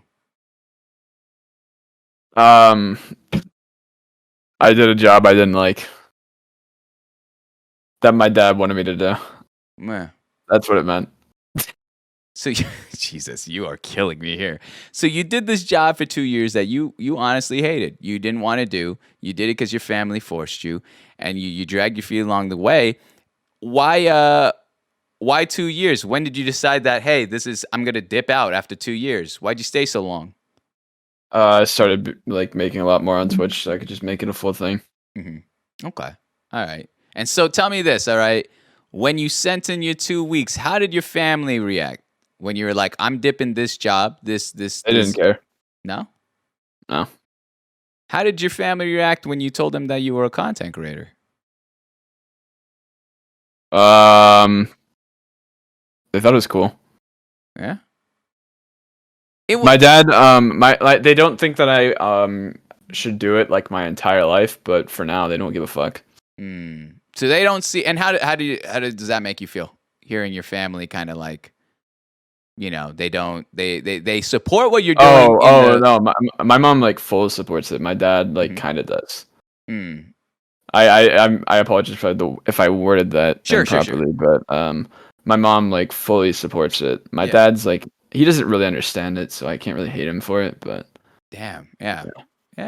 So okay, your first job being that you gave it up. You said, I'm dipping out. I can earn more money on Twitch and doing my own thing than being here. What's the second job? Twitch. No, perfect. That's actually perfect. I wanted, because I always add that in as a bonus there as the fourth, but now that we can bring it in together. So when you recognize that, hey, I'm gonna lean into this, not just monetarily, but as you know, hopefully my occupation, your vocation, you know, how was that transition when you went full time? From going to, you know, working as a barback to then going full on with Twitch? Was it something that was scary? Was it something that was exciting, or both? It was exciting. Wasn't scary at all. Yeah. What's the biggest excitement about going full time on Twitch? Well, like I said earlier, it was gaming and like talking to people is one of the few things I like, and I don't like talking to people in real life, so being able to talk to people like just constantly while I'm playing video games is really perfect for me.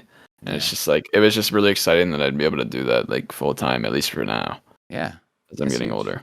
So tell me then, all right, this is a classic interviewer question. It makes it almost sound like a job application, but 5-year span. Let's not even go 5 years. Let's go 3. All right, 3-year span. What would you like to see your channel, your content, maybe even who you are as a person be in that time frame? 3 years. I'm hoping that I'm able to start a YouTube and do well on it, but at the moment I just really can't because editors are so expensive and I don't know how to do Yeah. it myself. I would love to be in the 1,000 marks on Twitch of viewers. That's my dream is to be able to do that fully. That's what I hope to see myself in 3 years as. If not, then I'd just be partying in college when I get to the university. Any ideal university you'd like to go to, by the way? I never got to ask that. Yeah, UNLV. Nice. I got accepted there before. I just got to apply again. I didn't even get to ask. What would you? I know you said you were going into business. You'd be going into business there as well. Yeah. Nice. So in content creation, you say, I'm a big believer that you have to take yourself seriously before anyone else. Before your community, before your family, whatever it may be. You need to be the person that has to say, all right, I'm doing this thing, and I'm going full fledged. All right. Again, asking you this. What are some things that you're doing behind the scenes, whether it be your content, your brand, whatever you'd like to say, publishing on other social media platforms that you are doing to really, expand that net, that reach of finding your streams, your events, all that jazz. What are you doing? Events? For sure. It helps out a lot having a ton of big content creators and just a lot of people playing them. People will eventually see that they're hosted by me and they'll follow my event Twitter, which helps me out in the future. Which, to be honest, I really think that my last one really helped me get pushed and recommended, especially since I did it on my subathon. I think it helps a lot, and I honestly enjoy doing them, but it does put a shit ton of stress. There's also the fact about branding right now. I've been everything I have branding is very good because people see the name and they think it's cool, which plus helps me that I have it on pretty much every platform. Yeah. So, well, there's also that. Can you explain the event, maybe for those that aren't familiar with it? What exactly is the event that you run? So the first one I did, it was a survival games event, random team of 2. The next one I'm doing is a UHC event, but it's a custom one to where it finally puts a spin on the game mode. I'm allowing people to pick teams, but it has to be deemed fair by me. In this event, what it is that I don't think you really know too much about UHC, but what UHC is like you spawn in this world, you mine, and then you fight your opponents. But what I'm doing in this one is I'm adding chests around the map as well to make the game a little bit easier for newer players. Yeah. So the tier 1s have the bad items, which will spawn like on the flat grounds, like all around, like the oceans, the plains, stuff like that, like the deserts, stuff like that.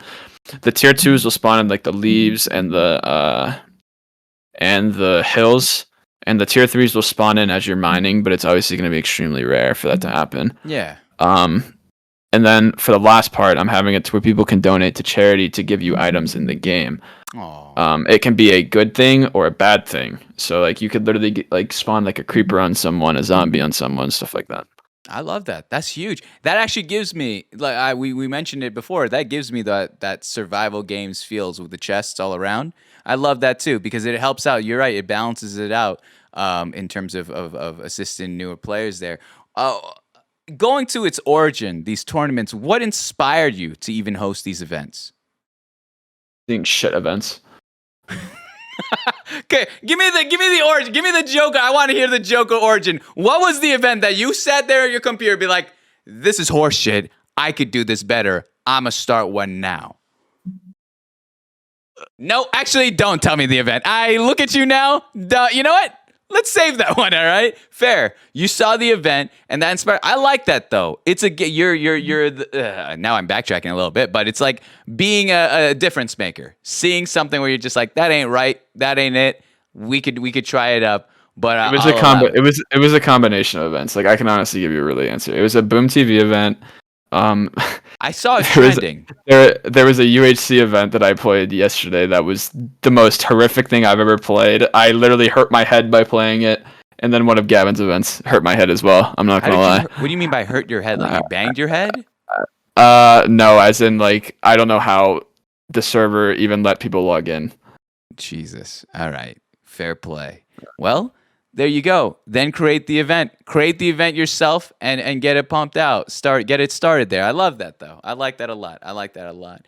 I'm excited to see where you go with this. I'm excited to see where you go with your journey and just in content creation in general. Do you see yourself in a world where you're not dealing with anything that's MC related, maybe variety streams or IRL streams, or are you sticking with the bread and butter?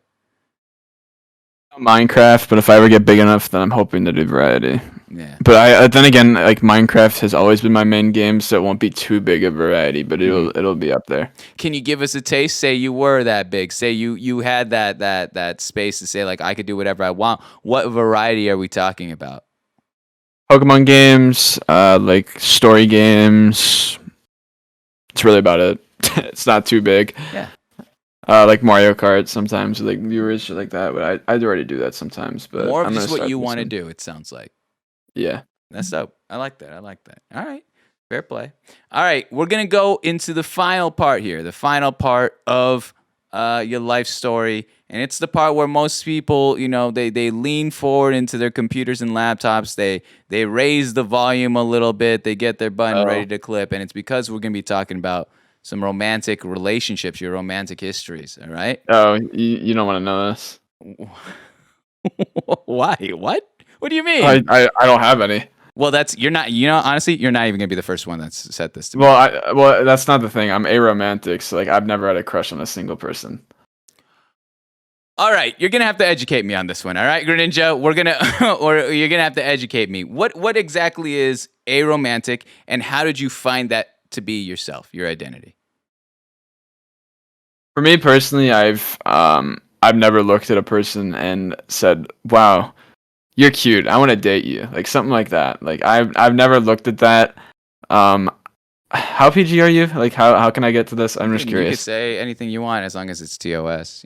Okay, so I obviously I get horny of certain things. So it's like people obviously like I still get turned on obviously by certain people, but I've never had like that feel to want to date someone ever in my life and move on with them. I guess if that makes sense. Yeah. So would it be kind of broken down into a commitment thing? Or is it just like because it sounds like from a physical aspect, it's like, yo, you still down. Like, that's you. That's fine. Whatever. You're attracted to whatever you're attracted to, right? But then you say that building something more or committing or dating or anything, that just doesn't attract you at all. Yeah. Interesting. I've never heard this one before. Like I've never had this kind of. Was there a moment in your life where you realized, oh, this is exactly it? Because we don't know the words as we grow up. We learn this stuff as time goes by. Do you remember the moment when you recognized this about yourself? Say about a year ago, but I always knew it. Really? That's cool. That's wild. You always knew it, but you found the wording. You found the exact thing a year ago. When you found that thing, that wording, that title a year ago, was it validating? What did that mean for you? I was just like, oh, cool. You're the most nonchalant person I have ever met here. Oh, nice. Hey, sweet. All right, I'm back to event planning over here. That's pretty much exactly what I did. Mm-hmm. That stuff doesn't affect me. It's very hard to affect me. When you say it doesn't affect me, is it more of just like I don't care, or is it I've built up enough? Probably I don't care probably. Really? This is fascinating to me, honestly. Like I'm so fascinated by this because it's like everyone and their ma online are just horny as fuck. Like they're just so it's crazy. It's crazy. It's gotten to the point where it's just like, all right, everyone needs to take a cold shower. Everyone needs to relax a little bit. Get horny bonked. They need to get horny bonked. 100%. I go on Twitter, dude. And the worst part is like I ran into I was scrolling Twitter. I was with my family at dinner yesterday. And I found some like fan fiction artwork of Dream and George Not Found hooking up. And I'm like, what is this? Like, I'm literally my dad is what? I saw a TikTok once where this one person had a Dream binky in their mouth and they were like sucking it. And also there was like this one person that brought a fairy tale to school with also a Dream binky. and like they were just like chained up or something. I think they had like a choker on them as well. I lost myself. I was like, there is no way someone could even just put this on and then go to school. Like I was like, there is no way.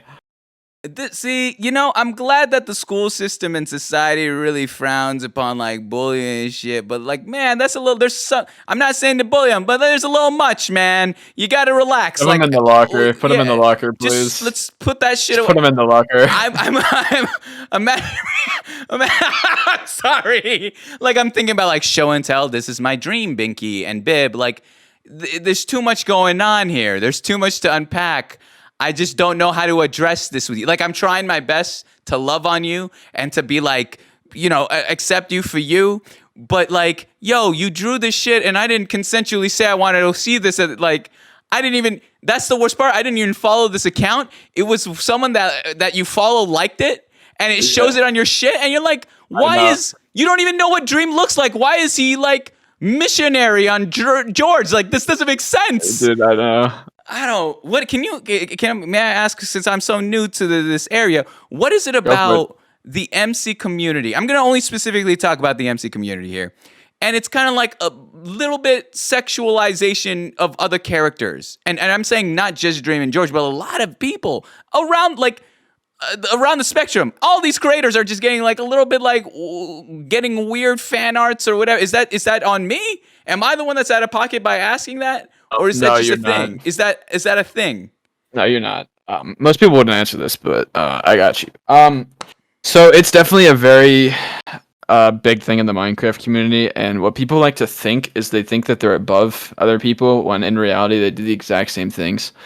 For example, like with like a lot of the Dream like stan community, a lot of them will hate on a person for something they maybe did a couple years ago, but then also send them death threats at the exact same time. And it's like, I don't really know why you think you're better than that person. There's clearly a line that you already passed that just doesn't help your situation at all. And with like the sexualized thing, I think the problem is that it's a lot of younger kids that really don't know. They're in their time where they're just developing to where they understand what this is, but they don't understand the wrongs of it. Yeah. And I think that's the biggest problem. And there's not really any limits on the internet to where that stuff will ever get taken down. Yeah. Because a lot of those like people are very young, and that's where another problem stems about why there are so many pedophiles in the Minecraft community. Yeah. I mean, that discussion's been had time and time again. And first and foremost, I appreciate you sharing this. I really do, having this conversation. It's something that I never understood, and now it's making more sense. I like how you broke it into twofold, where it's one that's just, it's a lot of younger frogs that don't know what they're doing and the ramifications of what they're doing. And then also there are a lot of predatory, people that are willing to take advantage of someone that's in that mindset back then. That's so true. Damn. Jesus, Greninja, you come on here, you just dropping bombs, dude, all right? You just over here, I believe the phrase you said is, I'm an open book, all right? I'm just going to talk my shit. I don't give a fuck what people think about me, which is... I really don't. That is that trained mentality, which I respect, to be honest. Like, you don't see enough creators that are willing to do that. Everyone is going to tiptoe around eggshells. But to speak your truth, man, I respect that a ton. I respect that a ton. That being said, dude, I appreciate you sharing your story. I really do. Giving us a little bit of a glimpse into your life. But we're going to lean here into the third part of the show, and it's the community questions. All right, it's the community questions. So I've been collecting questions throughout the whole interview here, and I'm going to read as many as I can. There's only one rule to this segment, and it's this.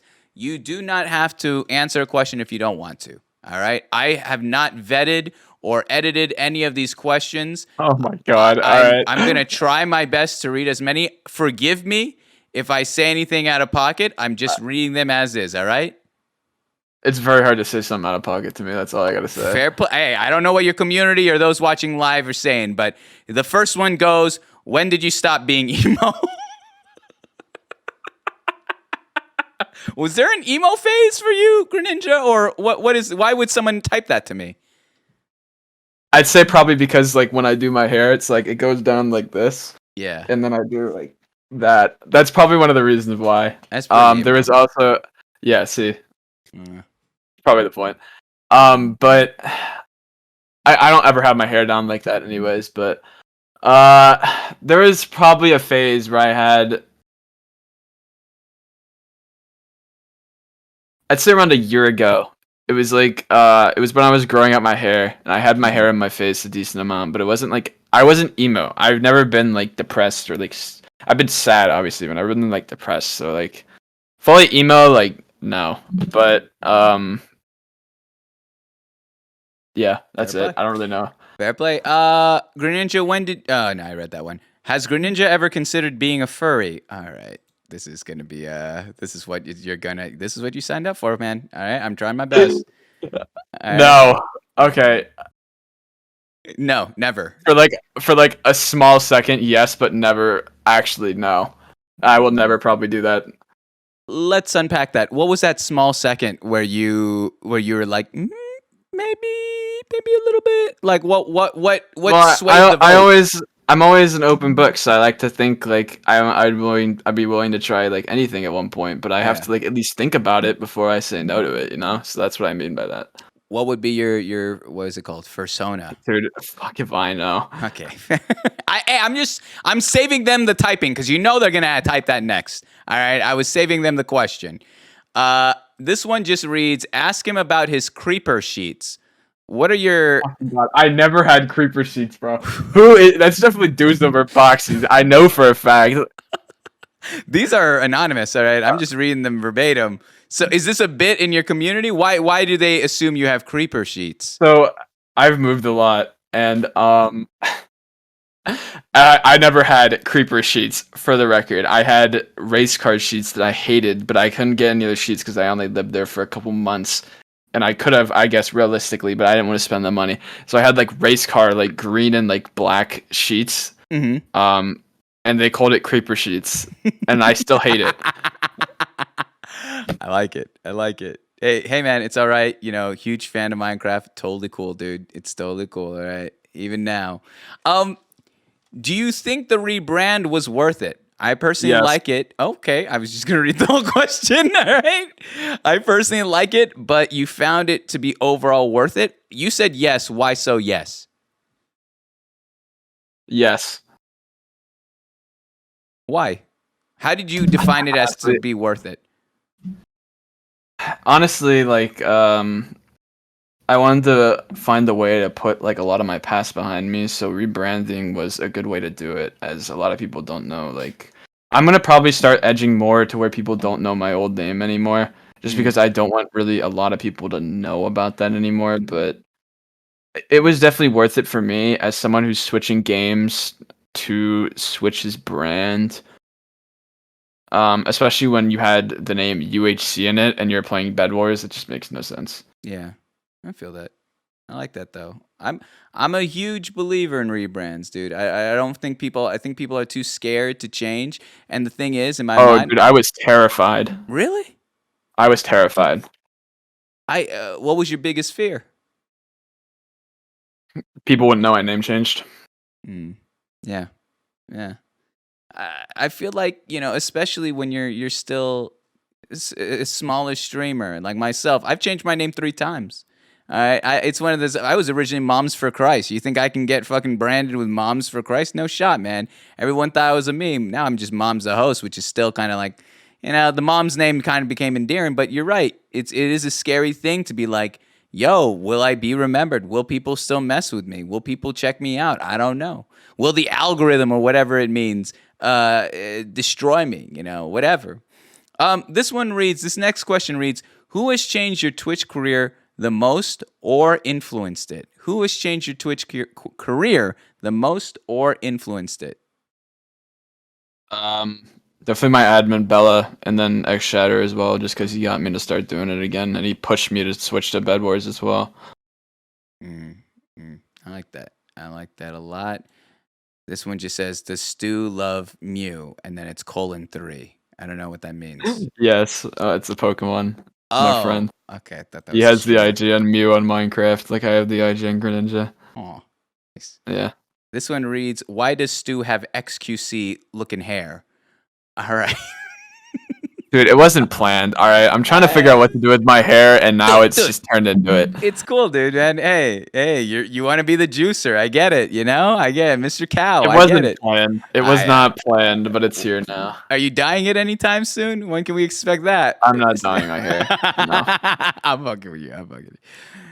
This one, tell Greninja MQTTHXW said, hi, I gifted him over a Hypixel. He knows me. He knows me is the funniest way to do that shit. That's the reason I read that. It's because I saw he knows me.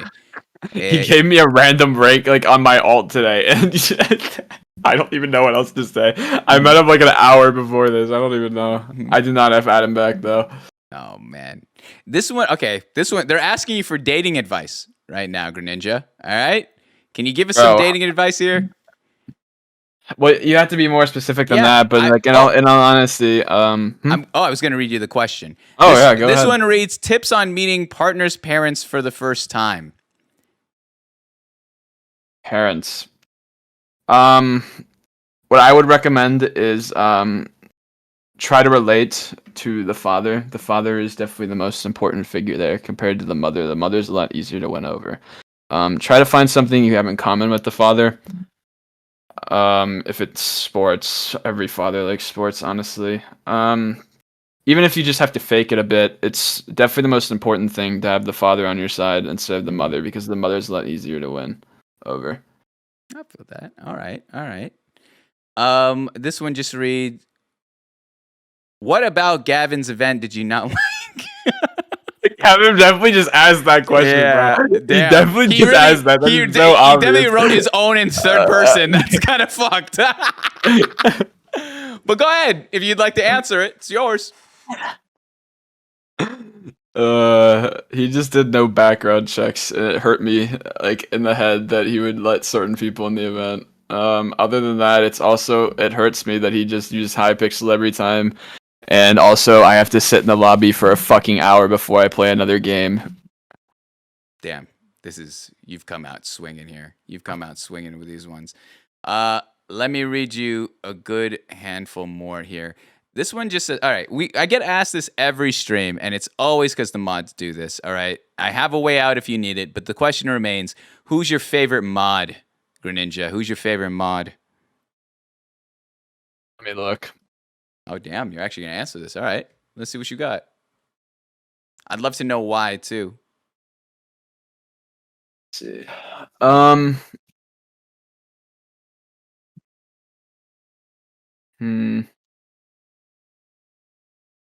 Probably Tommy. He doesn't come that often, but when he does, he's just always on top of everything. He's never had any problems with anyone, and everyone likes him. Wow. Again, it's the brutal honesty. It's the straightforward answer that I respect the most. Tommy, you're the favorite. It is what it is. Okay. I don't know. I'm just gonna read this verbatim. I don't know what it means, man. I don't know. This one says, ask Stu about Blushy bathwater? What? Oh, Blushy. Blushy? Oh. Yeah. I used to make a joke whenever I went in Blushy's chat, send me your bathwater, because obviously I knew she didn't care, because I'm good friends with Blushy, and I obviously don't want her bathwater, but it was just a joke. This guy's a freak. This guy's send me your bathwater. Did you? No, I already told you. I have no what's the word? Filter? What? Yeah, filter. Yeah. I feel it. Did you ever? I assume the inspiration's from the whole Bella Delphine bathwater thing. Did you ever get one of those? No, I'm not a freak. Okay, fair play. All right. That's all I have to ask. Top 3 animes of all time. Go. I've only watched 3. Pokemon, Death Note, and I'm not saying the third. What's the third? I watched the first season of Beastars, and I'm really, really depressed about it. Why? I've never heard of it. It's a furry show. Dude, I told you, I had a second that I thought maybe I'm a furry. Never. Okay, I worded that really shit. Fuck, someone's gonna clip that. I am not a furry, first off. ever in my life. I watched it and I hated it. And then that's when I had to think for a second. Oh. And then I saw it. No, never. You saw the full first season though? Yeah. You couldn't tell by the first like 2 episodes, or it's not It for you? was like 8 episodes. I was like 4 in and I'm like, dude, I'm too far in. You know, I oh my god, dude. You know, If I liked it, I would watch the other seasons. I'm not watching those other seasons. what was the sucked. cliffhanger? Can you tell us the cliffhanger, like the too long didn't read cliffhanger that they gave you at the end of season 1 to get you to watch season 2? Yeah, it was like this one guy. He was like, I think he was like controlling. Not controlling. He was like influencing these animals to go like wild or something. And then this wolf was supposed to eat this like innocent little bunny's head off or something. I don't remember what it was. What the hell is going on, dude? You're right. You know what? I appreciate you hanging it up. All right. I appreciate you giving it a shot. That is 8 episodes. How long is it an episode?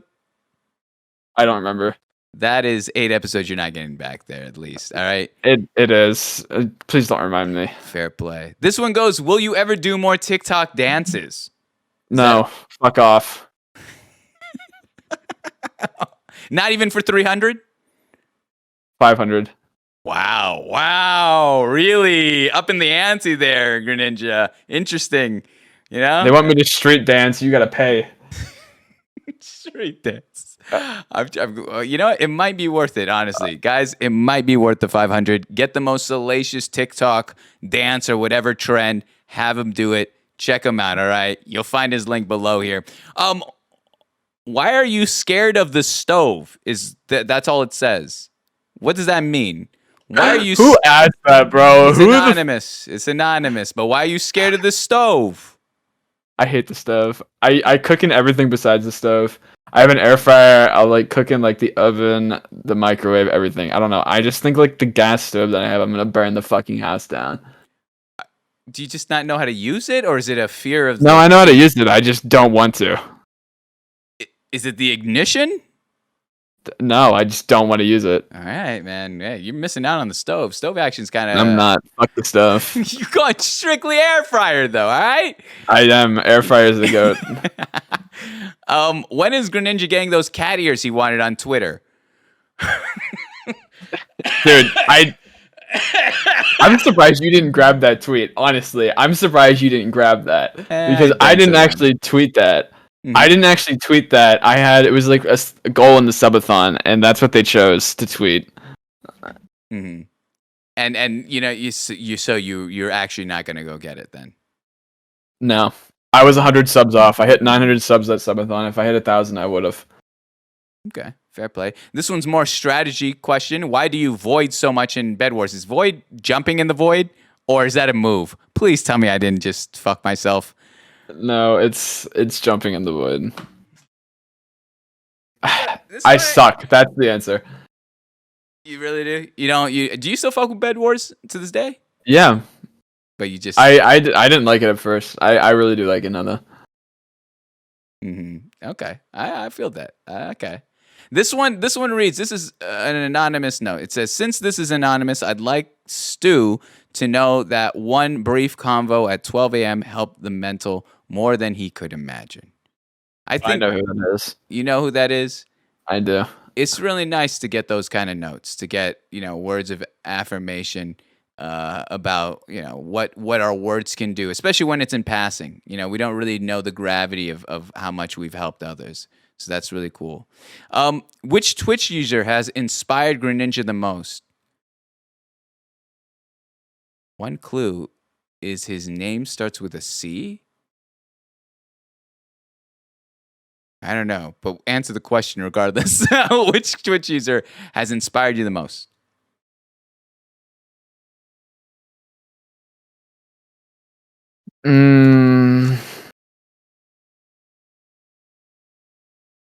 I'm struggling between 2 people. I'll probably just say 2. Yeah, send me 2.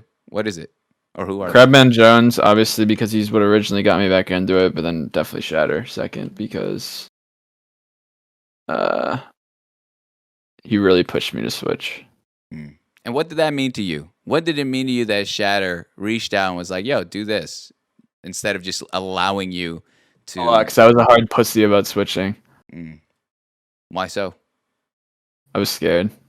I knew I was gonna have like a hard like drop in viewers, which I did, but I've gained it back. Yeah, that's good. That's a good friend too. Above all else, it's a good friend to push you and keep you around here. You know, more often than not, we'll stay quiet when someone sends that twit longer of saying they need a break or they're quitting.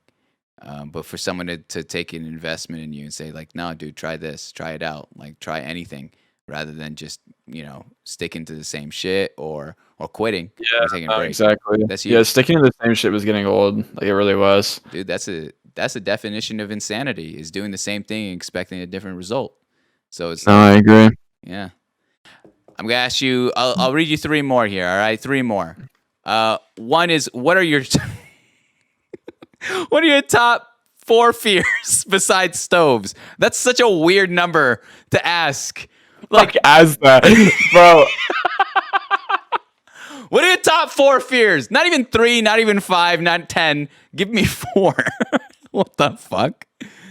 All right, I'll give you this.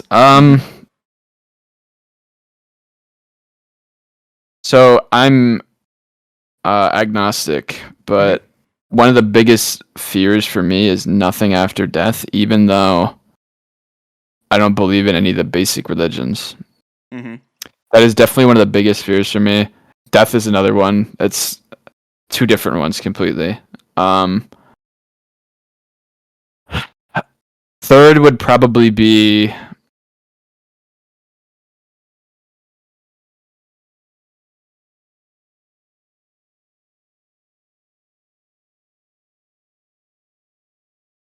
I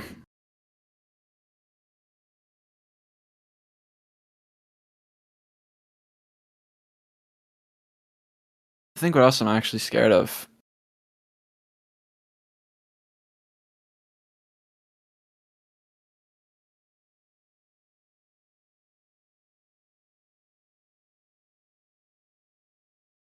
You're good at letting the silence still. I like it. Not enough people will allow it. Some people get scared about it. You gave me death. You gave me nothing after life. Stoves is the 5th. You gotta give me 2 more. I'm not scared of a stove. Okay.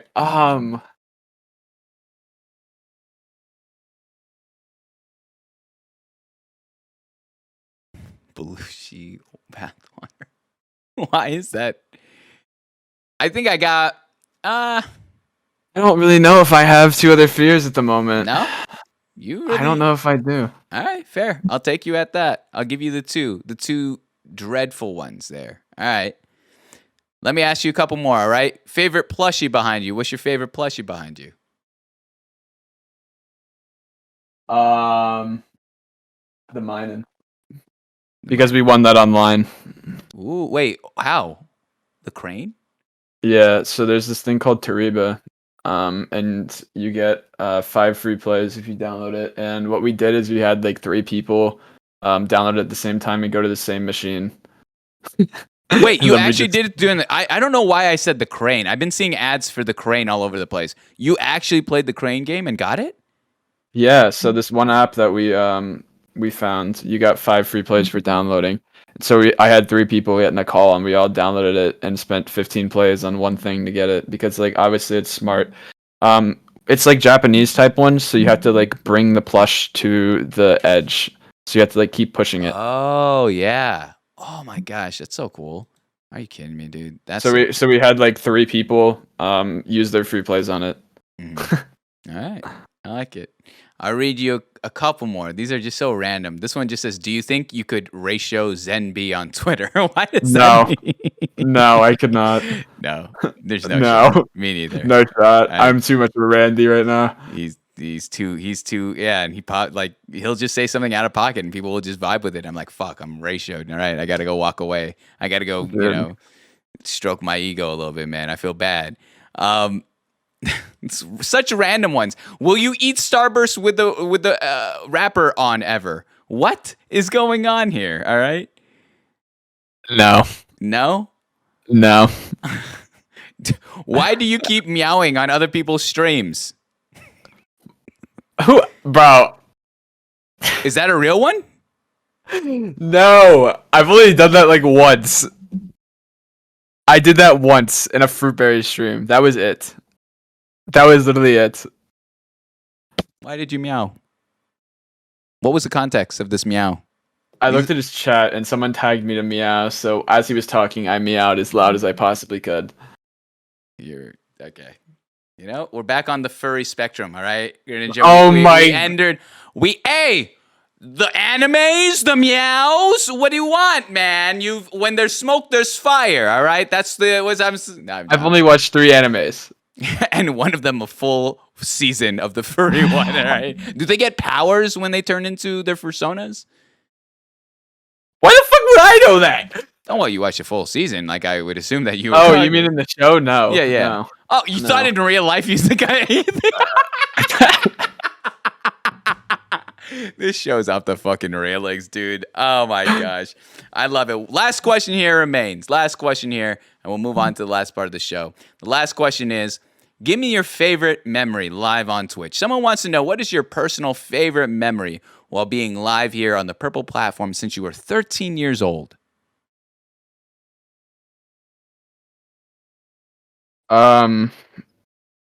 There's 2. So my first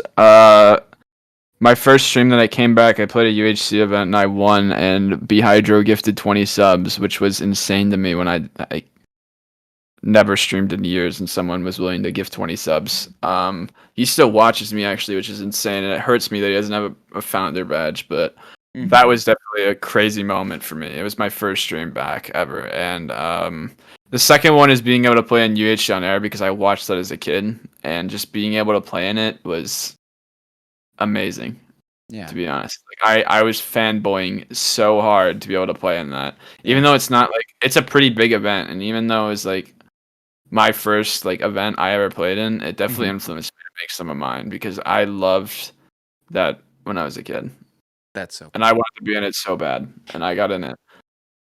It's full circle. You know, you're a kid, you're watching this on YouTube or you're watching it on Twitch, and you're seeing like, I wish to be there someday, and years go by. You know, time continues, life moves forward, but you are able to fulfill that kind of childhood dream to an extent and be there live and interact with those that you've gotten to watch. And that's huge, man. That's huge. That's something that should not be ignored too, because how often in life do we have dreams and aspirations and we can actually live those out? My hope is to be able to make my UHC event really close to that, like to where at least some people are able to see it, like what I did as a kid, you know? That's what I'm hoping. I love that a ton. Hold on to that belief, you know, write that one down. Don't lose that. Because I think at the very end of the day, when shit gets too stressful, when life starts to not feel great, you could always think back as to why you do what you do. And it's that. It's to maybe someday make someone else's dream, you know, come to the fruition. Am I saying that word? No, I didn't say that right. Would have been nice if I said the word right. It would have been a dope scene. It would have been a dope moment. But fumble up the word. It's all right. But Greninja, dude, thank you so much for your time. Thanks for hanging out. Thank you so much. Dude, I knew I wanted this show for quite a while. I'm so glad we finally had the time to spend together. Again, you have an open invite to the other shows. I'd love to have you on the network, Chat's Choice. We could talk about that later. I don't grandstand here to set in dates. But much like anything in life, dude, nothing is free. And so I need 2 things from you, all right? This first one, you got the stream open? Yeah. I need you to pick a name from the viewer list that isn't myself, a mod, or a VIP. Any name will do. Any name. Randomly? Up to you. It doesn't have to be random. It could be yourself, too. I don't care. Okay. From the viewer list? Mm-hmm. I'll just go with Bella since she's my admin. Bella, since she's your admin. You mean, how long has Bella been your admin for? As I stalled to write her name down. Fuck if I know. What, dude? I literally told her if she got admin, you can do whatever you want. I don't care. Has Bella ever abused those privileges? Once. Was there any? Once. What was once. it? What was Once. it? What did It was they do? recent. It was recent. Recent too. What did Yeah. Bella end up doing? We don't talk about that here. Okay, hey, that's fair. I'm over here just asking the hard questions. All right. hold on. As I do this, all right. Well, Bella, you've won VIP. It's as easy as that, all right? But here's the thing, Greninja, all right? I only have 5 VIPs, so I'm going to have you choose one of them that's losing it right here, right now, all right? I'm going to put the names in the chat. Hey, we ice cold here, all right? I could tell you who's been here right now. We have, I know Veiling Globe and, I think Veiling Globe was the only one. A Fairy I've seen here before. But the other... take out anyone you'd like. Go ahead. No. Trainer Ben goes bye-bye. Who? Ace Trainer Ben. How did you come to that? Ace Trainer Ben goes bye-bye. All right, fine. Ace Trainer Ben, you're done. You're out of here. Sorry. Thanks for playing. And Bella, I will transfer you over to a VIP as soon as I can. All right? It's as easy as that. It's as easy as that. Greninja, one more thing, all right? One more thing I need from you before we go our separate ways, and it's this. I'm always looking for new people to interview, people to work with here. But most importantly, I trust my guests. I trust your recommendations. Who is someone that you would like to watch go through the ring with me, exactly what we did, and talk about their lives both online and off? Who would you like to watch? To that when you tell me who recommended me, unless no one did. Hmm? I'll answer that when you tell me who recommended me or if no one did, because I have to look at my following while you're doing this. Oh, yeah, I'll do it. I already told you. I found you through the tournament. So technically, during that tournament, I believe the people that I talked to about were Shatter as well as Uber were the two. Okay. So if that matters to you, then great. But All right, yeah, see. I'll stall the clock while you do this. It's the hardest part of the gig is to see who you'd like to know. But I'm always interested by that because I mean, you've seen this creator, you know them, you vouch for them. So I'm like, all right, let's check them out. That's a big thing about Twitch too. A lot of people just stick in their lanes. They don't explore too much. Okay. I was too busy stalling for you. Who is it? Afla. Afluff? Afla. AFHLA. And why did you choose Afla? I don't know. Jesus. So eventually, if I do get Afla on here and she asks me the same question as you, saying like, yo, who recommended me? Oh, Greninja. Oh, why did you do that? I don't know. That's going to be the conversation. All right. That's perfect. There you go. All right. That's what you wanted. All right. That's fair. All right. Fair play. Well, dude, homie, I appreciate you so much again, man. I really do. I appreciate you taking time of your day. I appreciate you especially being so candid and honest with us here tonight. I think, again, like you said, it's such a rarity to find someone that's willing to do that. We do have one last segment in this show. Before we go our separate ways, all right? This concept, this show, Inside the Streamer Studio, was inspired by a 90s television show called Inside the Actor Studio, where a host and professor named James Lipton would bring in actors, actresses, and entertainers into his classroom and auditorium. And in there, he would interview them, long form, for hours on end, talking about their upbringing, their family, their education, eventually culminating into their work in the media and the big screen. And he did this for 23 years. And each and every one of his episodes, he ended it the exact same way. And as an homage to him and his body of work, I do the same. All right? I will read you the exact same 10 questions as this individual, as James Lipton, has read to each and every one of his guests. The exact same way as I've ended all 123 episodes of this show. All right? There's only 3 rules to this segment. 1, you have to answer every question. Non-negotiable. You have to. All right? They're not hard. 2 is that I'm going to be silent throughout this segment. All right? I'll read you the question. I'll hear your answer. I'm going to give you a moment of silence, and then we'll move on to the next question. And the third thing is to try to keep your answers within one thought. So not one paragraph, not one word, one sentence will do perfectly. Okay? Once we're done with that, I'm going to give you the final word, and then we'll go our separate ways. Sounds good? All right, you ready? Yep. All right.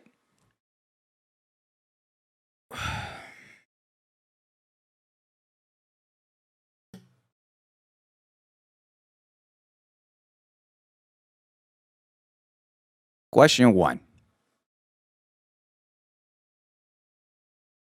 What is your favorite word?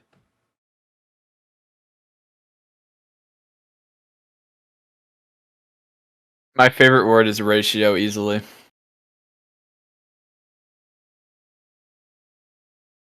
What is your least favorite word?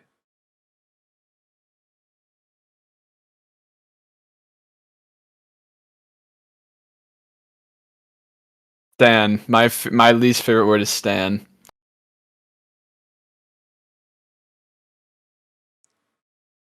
What turns you on? I gotta think now.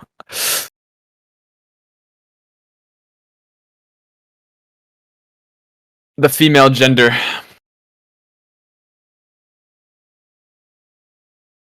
What turns you off? The male gender.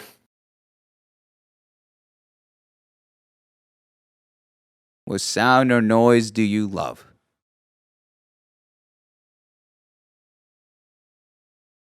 The sound I love the most is definitely just music.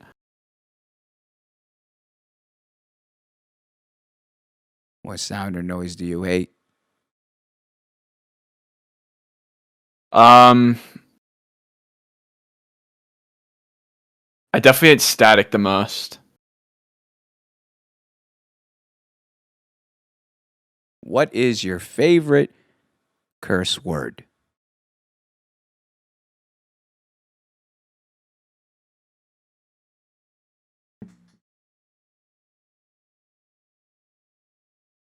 Definitely fuck. Maybe fat ass. Fuck or fat ass.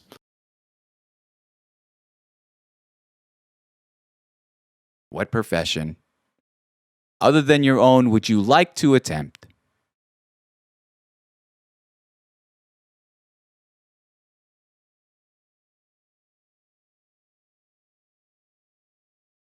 Running my own business fully on the street. What profession would you not like to do?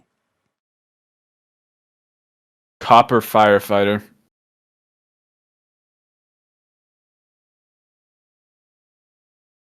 And lastly, Stuart, Yes. if heaven exists, what would you like to hear God say when you arrive at the pearly gates?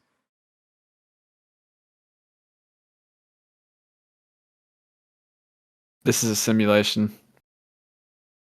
Everything that you knew is a lie. Beautiful. Ladies and gentlemen, Greninja, there you are, dude. There it is. It's as easy as that. All right? You killed it, man. You killed it. Thank you so much for your time. Thank you so much for being here, dude. Allow me to have a moment here before I give you the final word, dude. I'm always pleasantly surprised, man. You and I, we've never had a conversation before, aside from the one-off appearance at the tournament, and it's nice to sit here and dive into who you are, not just as a creator, but as a human, as a person. And like I've said Just that before, I'm a human. okay, fair play. All right, it's a simulation. Everything I was told was a lie. Yeah. I'm a lizard. What if that is when you decide to drop the bomb that you're a lizard? If you were actually doing some wild shit, all right? A lizard that enjoys his furry animes, man. That is Okay. quite the show. No, but homie, dude, no. Honestly, like I love what you're doing. As from one event organizer to another, someone that works his ass off, man. I understand to some degrees. We do two different tournaments, but I love what you're doing, man. You decided Thank you you. saw something that wasn't working for many, decided to make it better. You wanted to try something new about yourself and your brand, and you're doing that, and you're thriving under that. It may have taken some time, but much like anything in life, anything worth having must. And so I could see where your passion lies. It's so cool that you got to reach that moment of full circle where you were a kid watching these events happen, and now you not only are a part of it, but you're organizing your own. And so I wish you well. If there's anything I can do to help, if there's anything, I would love to have you on some other shows. We can bring you on. We could pair you up with a Zen or an Uber, whatever it may be. It would be nice to just shoot the shit with you once more. And especially when I see your ass at TwitchCon, all right? I'm a throw down, all right, Greninja. I'm taking off the cap. This ain't Mom's the host no longer when you see it at TwitchCon. It's on site, my man, all right? All right, bro. I'll see you there. All right. But I got a lot of love for you. Is there anything you'd like to say to all those watching live here on Twitch, in the future on YouTube, or listening on Spotify? What is this, like a plug moment? Yeah, sure. Yeah. I stream Bed Wars. Follow me on Twitch. I'm funny and not quirky, so that's all I gotta say. He is not your comfort streamer. That's what I'm it's not. at. You do not watch me to be your comfort streamer. If you do, you will not. You will not be comforted. It's for the people that want a little bit of extra abuse in their life. You know, I just want to be tossed around. I want to be yelled at real quick. That's where I'm going. No, I love it. Funny homie. Are you going live right now? Are you going live right after this? Yeah, fuck it. Why not? All right, go live. You'll be the person that we raid into. Easy as that. But Greninja again, dude, thank you so much. Thank you for being here. But you take care. I'll hit you up again after the show, all right? I bet. All right, peace, man. Have a good one.